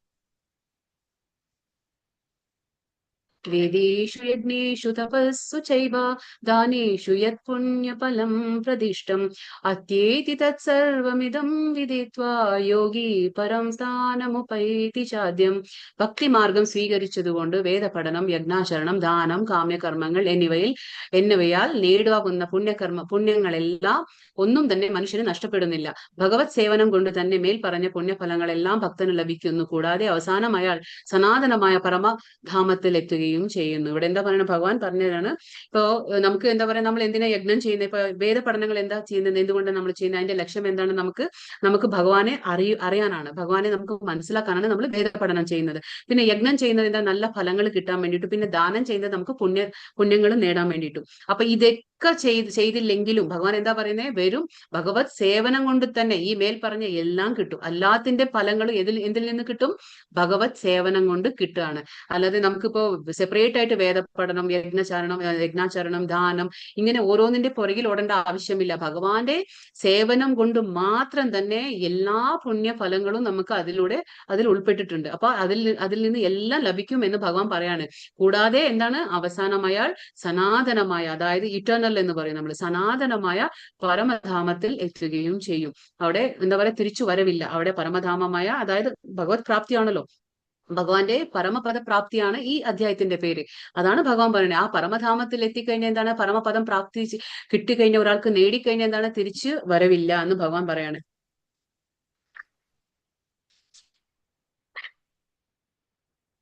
ഭഗവത് സേവനത്തിൽ മുഴുകിക്കൊണ്ട് ഒറ്റയടിക്ക് നാലാശ്രമ വ്യവസ്ഥകളിലെ കർക്കശ വ്രതങ്ങളെയും പിന്നിട്ടു കളയാമെന്നത്രേ കൃഷ്ണാവബോധത്തിന്റെ മനോഹാരിത. ഭക്തനുമായുള്ള സഹവാസം തുടർന്നു പോകുമ്പോൾ ഭഗവാൻ സേവനത്തിന് അവസരമായി. അപ്പൊ നമ്മൾ എന്താ ഇവിടെ പറയുന്നത്, എന്താ പറയാ, കൃഷ്ണാവബോധത്തിന്റെ മനോഹാരിത എന്താണ് ഭഗവാൻ പറയുന്നത്? ഒരു ഭഗവത് സേവനയിൽ ആരാണോ ഏർപ്പെടുന്നത് അവർക്ക് എന്താണ്, അവർക്ക് ഒറ്റയടിക്ക് കിട്ടണം. എന്ത് കിട്ടാണ്? 4 ആശ്രമ വ്യവസ്ഥകളിലെ വ്രതങ്ങൾ അനുഷ്ഠിച്ചേണ്ട ഫലങ്ങൾ. ഇപ്പൊ നമ്മള് ബ്രഹ്മചര്യ, ഗൃഹസ്ഥ, വാനപ്രസ്ഥ, സന്യാസ എന്ന് പറഞ്ഞു, ആശ്രമങ്ങൾ പറഞ്ഞു. ഈ 4 ആശ്രമങ്ങളും ഓരോന്നിലും നമ്മൾ എന്തെല്ലാം വ്രതങ്ങൾ അനുഷ്ഠിക്കുകയോ അതിന്റെ എല്ലാം ഫലങ്ങളുടെ ഒറ്റയടിക്ക് ഏതിൽ കിട്ടാണ്? കൃഷ്ണാവബോധത്തിൽ നമ്മൾ പ്രവർത്തിക്കുമ്പോൾ കിട്ടാണ്. അതാണ് അതിന്റെ മനോഹാരിത എന്ന് പറയുന്നത്. പക്ഷെ ഇതൊക്കെ എങ്ങനെ സാധിക്കും? നമുക്ക് ഭക്തനുമായുള്ള ഒരു സഹവാസം തുടർന്ന് പോകുമ്പോൾ, ഭഗവൻ സേവനത്തിന് ഒരു അവസരം. ആ അവസരം എങ്ങനെയാണ് നമുക്ക് കിട്ടുക? അസോസിയേഷൻ എന്ന് പറയും. അതായത് നമ്മുടെ ഭക്തജന സംസർഗം, അതായത് സജ്ജന സംസർഗം. ആ സജ്ജന സംസർഗം കൊണ്ട് മാത്രം സംഭവിക്കുന്ന ഒന്നാണ്. അല്ലാതെ നമുക്ക് എവിടെ അവസരം കിട്ടുന്നത്? ആ സേവന കർമ്മം കൊണ്ട് കൃഷ്ണനെ കുറിച്ചും കൃഷ്ണന്റെ കർമ്മങ്ങൾ, രൂപങ്ങൾ, ലീലകൾ എന്നിവയെ കുറിച്ചുമുള്ള തെറ്റിദ്ധാരണകളെല്ലാം ഒഴിഞ്ഞു മാറും. നമുക്ക് ഒരുപാട് നമ്മുടെ ഊഹാപോഹങ്ങൾ ഉണ്ടാവും. ഭഗവാൻ അങ്ങനെ ആയിരിക്കും, ഭഗവാൻ ഇങ്ങനെ ആയിരിക്കും, പിന്നെ അവിടുന്നും ഇവിടുന്നും ഒക്കെ കേട്ടറിവുണ്ടാവും. പക്ഷെ അതല്ല, ശരിയായ രീതിയിൽ നമ്മള് ആ ഭക്തി മാർഗത്തിൽ മുന്നേറുമ്പോൾ എന്താണ്, കൃഷ്ണാവബോധത്തിൽ പോകുമ്പോൾ എന്താണ്, നമുക്ക് ഭഗവാനെ കുറിച്ചുള്ള ആ തെറ്റിദ്ധാരണകൾ ഒരുപാട് ഉണ്ടാവും. അതൊക്കെ നീങ്ങി കിട്ടും, സംശയങ്ങളെല്ലാം നീങ്ങും, തെറ്റിദ്ധാരണകളെല്ലാം ഒഴിഞ്ഞു മാറും. അത് എന്താ വെച്ചാൽ അപ്പൊ നമുക്ക് ശരിക്കും ഭഗവാന്റെ നാമ, രൂപ, ഗുണ, ലീല എന്താണെന്ന് നമുക്ക് മനസ്സിലാവുകയും ചെയ്യും. അവയെല്ലാം ഒഴിഞ്ഞു കിട്ടിയാൽ ഭക്തന് പഠനത്തിൽ തികച്ചും മനസ്സുറയ്ക്കും. അങ്ങനെ സംശയങ്ങൾ നീങ്ങുമ്പോൾ മാത്രമാണ് നമുക്ക് ഭഗവാനിൽ എന്താണ് മനസ്സുറപ്പിച്ച് നമുക്ക് ആ മനസ്സിനെ കേന്ദ്രീകരിച്ചുകൊണ്ട് നമുക്ക് ഭക്തി ചെയ്യാൻ കഴിയുന്നത് എന്ന് പറയുന്നു. ഗീതാ പഠനത്തിൽ ആനന്ദം വളർന്നു വരുമ്പോൾ കൃഷ്ണാവബോധം എപ്പോഴും അനുഭവപ്പെടാം. അതിന്റെ ഉച്ചകോടിയിൽ ഒരാൾക്ക് കൃഷ്ണനിൽ പ്രേമഭാവം ഉളവാകുന്നു.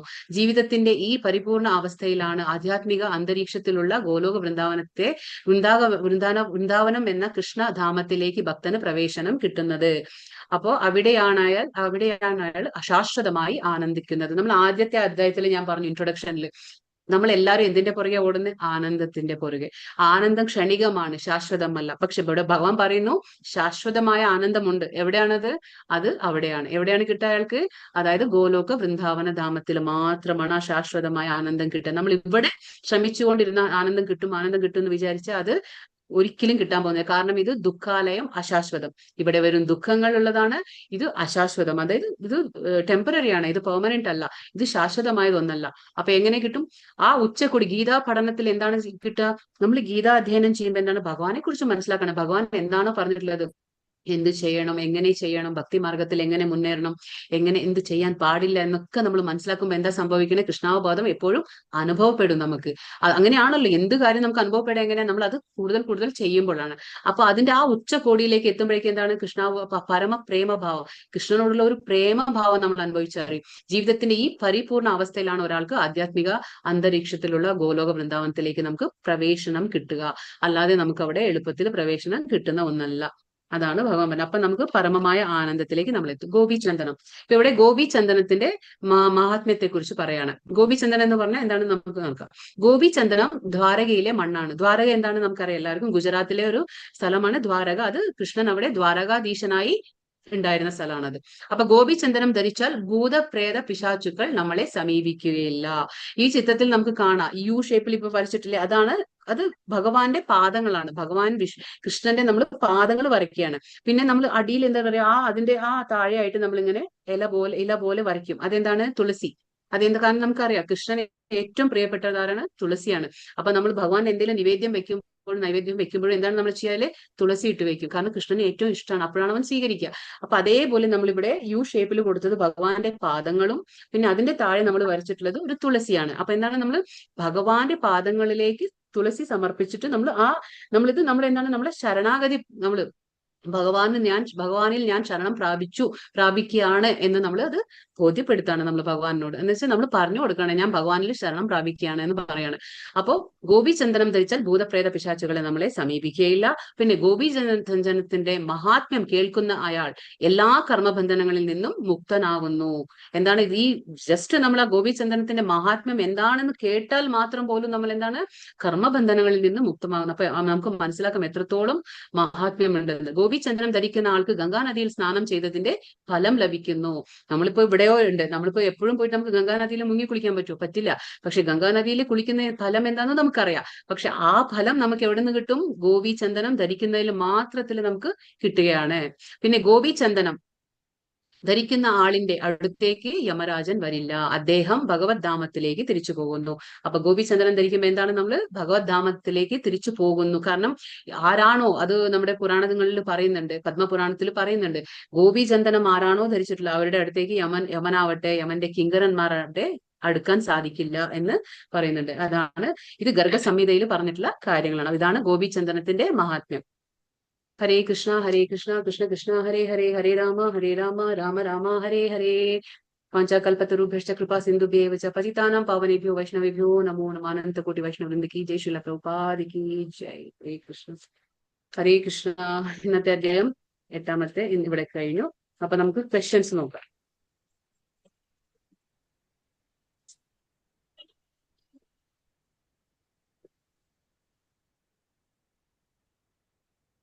ആദ്യത്തെ ക്വസ്റ്റ്യൻ എന്താണ്? അർജുനൻ ചോദിക്കുന്ന ചോദ്യങ്ങൾ എന്തെല്ലാം? എന്താണ് അർജുനൻ ചോദിക്കുന്നത്? 8 കാര്യങ്ങൾ ചോദിക്കില്ലേ? എന്തൊക്കെയാണ് ചോദിക്കുന്നത്? ബ്രഹ്മം എന്താണ്? ആത്മീയത അല്ല, എന്താ? അധ്യാത്മ എന്താ? അധ്യാത്മ എന്നാൽ എന്ത്? ബ്രഹ്മം എന്താണ്? അധ്യാത്മ എന്താണ്? യജ്ഞദേവത എന്താണ്? കാമ്യകർമ്മങ്ങൾ. പുണ്യമല്ല, ഫലോദിഷ്ട കർമ്മങ്ങൾ. പിന്നെ അതിഭൂതം എന്താണ്? വിശ്വരൂപം, മറ്റേ യജ്ഞം, ആദിദൈവം, അതിദൈവം, അതിഭൂതം, അതിയജ്ഞം. അതിയജ്ഞം എവിടെയാണ് കുടികൊള്ളുന്നത്? അങ്ങനെയുള്ള 8 ചോദ്യങ്ങൾ ചോദിച്ചു. പിന്നെ ചോദ്യത്തിന് ഭഗവാൻ നൽകുന്ന ഉത്തരം എന്താണ്? ഓരോ ചോദ്യത്തിനും എന്താ ഉത്തരം പറഞ്ഞത് ഭഗവാൻ?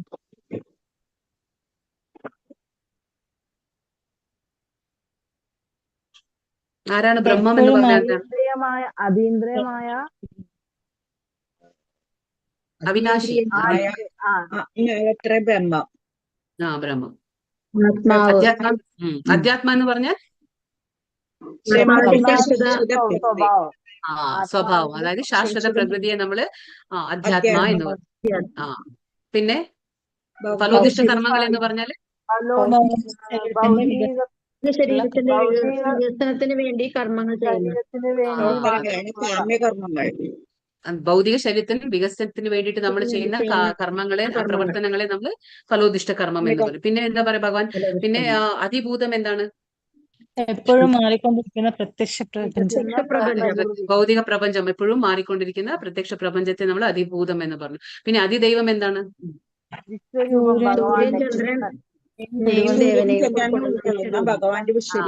വിശ്വരൂപം. അതെ, എല്ലാരെയും ഉൾക്കൊള്ളുന്ന ഭഗവാന്റെ വിശ്വരൂപത്തെയും ദേവന്മാരെ ഉൾക്കൊള്ളുന്ന ഭഗവാന്റെ വിശ്വരൂപം അതിദൈവം എന്ന് പറഞ്ഞു. പിന്നെ എന്ത് പറഞ്ഞു ലാസ്റ്റ്? പിന്നെ പറഞ്ഞു അതിയജ്ഞമാരാണ്? സകല ശരീരങ്ങളുടെയും ഹൃദയത്തിൽ വാണരുളുന്ന പണ്ഡിതനായ അതിയജ്ഞൻ എന്ന് അറിയപ്പെടുന്നു. അതെ, അതിയജ്ഞൻ എന്ന് പറഞ്ഞാൽ ഭഗവാൻ കൃഷ്ണൻ തന്നെ. പക്ഷെ അത് എങ്ങനെയാണ് കുടികൊള്ളുന്നത്? പരമാത്മാവായിട്ട് എല്ലാ ഹൃദയങ്ങളിലും കുടികൊള്ളുന്നു എന്ന് പറഞ്ഞു.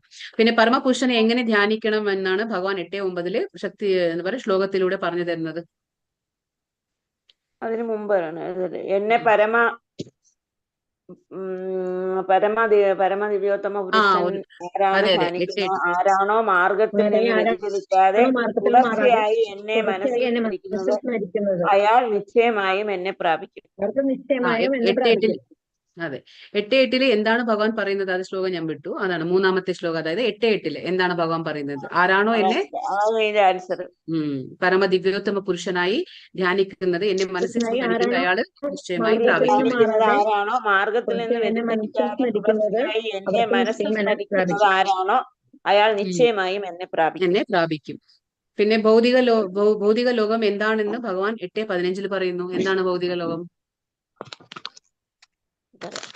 ഭക്തിയോഗം കൊണ്ട് ഭഗവാനെ പ്രാപിച്ച ഭക്തിയോഗം മഹാത്മാക്കൾ കൊണ്ട് എന്നെ പ്രാപിച്ച ദുഃഖം മഹാത്മാക്കൾ നിറഞ്ഞ പരിപൂർണത നേടിയവരാകയാൽ പിന്നീട് ദുഃഖപൂർണവും അസ്ഥിരവുമായ ഈ ലോകത്തിലേക്ക് തിരിച്ചു വരുന്നില്ല. തിരിച്ചറിയില്ല. ആ അപ്പൊ എന്താണ് ആ ലോകം? ഭൗതിക ലോകം എങ്ങനെയുള്ളതാണ്? ദുഃഖം നിറഞ്ഞ അസ്ഥിരവും ലോകം. അസ്ഥിരവും നിറഞ്ഞത്. ദുഃഖപൂർണവും. ദുഃഖപൂർണവും അസ്ഥിരവും ദുഃഖപൂർണവുമാണ് ഈ ഭൗതിക ലോകം. ലോകവും അതാണ്. ഭഗവാന്റെ ധാമത്തിന്റെ പ്രത്യേകതകൾ എന്താണ്? ഭഗവാന്റെ ധാമത്തിന്റെ പ്രത്യേകതകൾ ഞാൻ പറഞ്ഞില്ല അല്ലെ. ഭഗവാന്റെ ധാമത്തിന്റെ പ്രത്യേകതകൾ എന്ന് പറഞ്ഞാല് ഭഗവാന്റെ ഗോലോക വൃന്ദാവനം ധാമം എന്ന് പറഞ്ഞാൽ ചിന്താമണി ധാമം എന്ന് പറയും അതിന്. അപ്പൊ അവിടെ എന്താണുള്ളത്? ഭഗവാന്റെ ധാമത്തില് അവിടെ ഒരിക്കലും പാല് വറ്റാത്ത സുരഭി പശുക്കളുണ്ട്. പിന്നെ എന്താ പറയാ, ഓരോരുത്തരുടെ ഇഷ്ടത്തിന് ഭക്ഷ്യ സാധനങ്ങൾ തരാവുന്ന ഒരു വൃക്ഷങ്ങളുണ്ട്. അതായത് സുരഭി പശുക്കളുണ്ട്. പിന്നെ എന്താ പറയുക, ഡിസൈർ ട്രീ എന്ന് പറയും, കൽപ്പവൃക്ഷങ്ങളുണ്ട് അവിടെ. ഗോലോക വൃന്ദാവനിൽ എന്താണ്? കൽപ്പവൃക്ഷങ്ങളുണ്ട്, സുരഭി പശുക്കളുണ്ട്. അപ്പൊ അവിടെ അങ്ങനെയുള്ള ചിന്താമണി ധാമമാണ് ഭഗവാന്റെ ഗോലോകധാമം. പിന്നെ ഗോപി ചന്ദനം ധരിക്കുന്നതിന്റെ ഗുണങ്ങൾ എന്തെല്ലാം? കൊണ്ട് ഗോപിചന്ദ്രൻ ദ്വാരകയിലെ മണ്ണാണ്. അതായത് പിശാചുക്കളോ പ്രേതങ്ങളോ അടുക്കില്ല.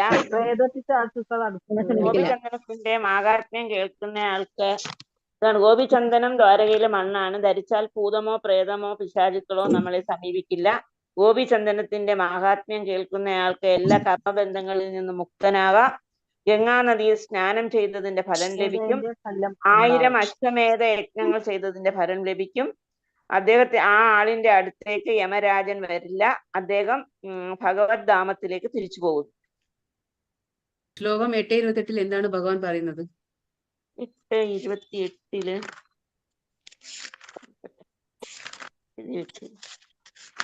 പറയാം. അതായത് ഭക്തിമാർഗം സ്വീകരിച്ചതുകൊണ്ട് യജ്ഞം ചെയ്യുന്നതും വേദം പഠനം കൊണ്ടും ദാനം കൊണ്ടും നേടാവുന്നതൊക്കെ നമുക്ക് കൃഷ്ണാവബോധത്തിൽ ഏർപ്പെടുന്ന ഒരു ഭക്തന് എല്ലാം അത് ഒറ്റയടിക്ക് ലഭിക്കുന്നതാണ്. ഇതൊക്കെ ഒറ്റയടിക്ക് ലഭിക്കും എന്നാണ് ഭഗവാൻ പറയുന്നത്. ഈ അധ്യായത്തിന്റെ പേരെന്താണ്? പരമപദപ്രാപ്തി. പരമപദം എന്ന് പറഞ്ഞാൽ എന്താണ്? ഭഗവാന്റെ ഗോലോക വൃന്ദാവനം, ഭഗവാന്റെ ധാമം. പിന്നെ 7 മുതൽ 12 വരെയുള്ള അധ്യായങ്ങൾ എന്താണ് പറയുന്നത്? ഭക്തിയോഗം. ആദ്യത്തെ 6 അധ്യായങ്ങൾ എന്തായിരുന്നു? ആദ്യത്തെ അധ്യായം 6 അധ്യായങ്ങൾ എന്തായിരുന്നു? അത് കർമ്മയോഗം, ഭക്തിയോഗം, ആദ്യത്തെ 6 അധ്യായങ്ങള് കർമ്മയോഗമായിരുന്നു. അപ്പൊ ഇന്നലെ തൊട്ട് നമ്മൾ തുടങ്ങിയത് ഭക്തിയോഗം. 12 വരെയുള്ളത് ഭക്തിയോഗമാണ്. ഇത് ഭക്തിയോഗം. ഓക്കെ, അപ്പൊ സംശയങ്ങളൊന്നും ഇല്ലല്ലോ? മനസ്സിലായോ? ഓക്കെ, മനസ്സിലായി. നല്ലോണം മനസ്സിലായി. ഹരേ കൃഷ്ണ. ഹരേ കൃഷ്ണ. എല്ലാവർക്കും ഹരേ കൃഷ്ണ.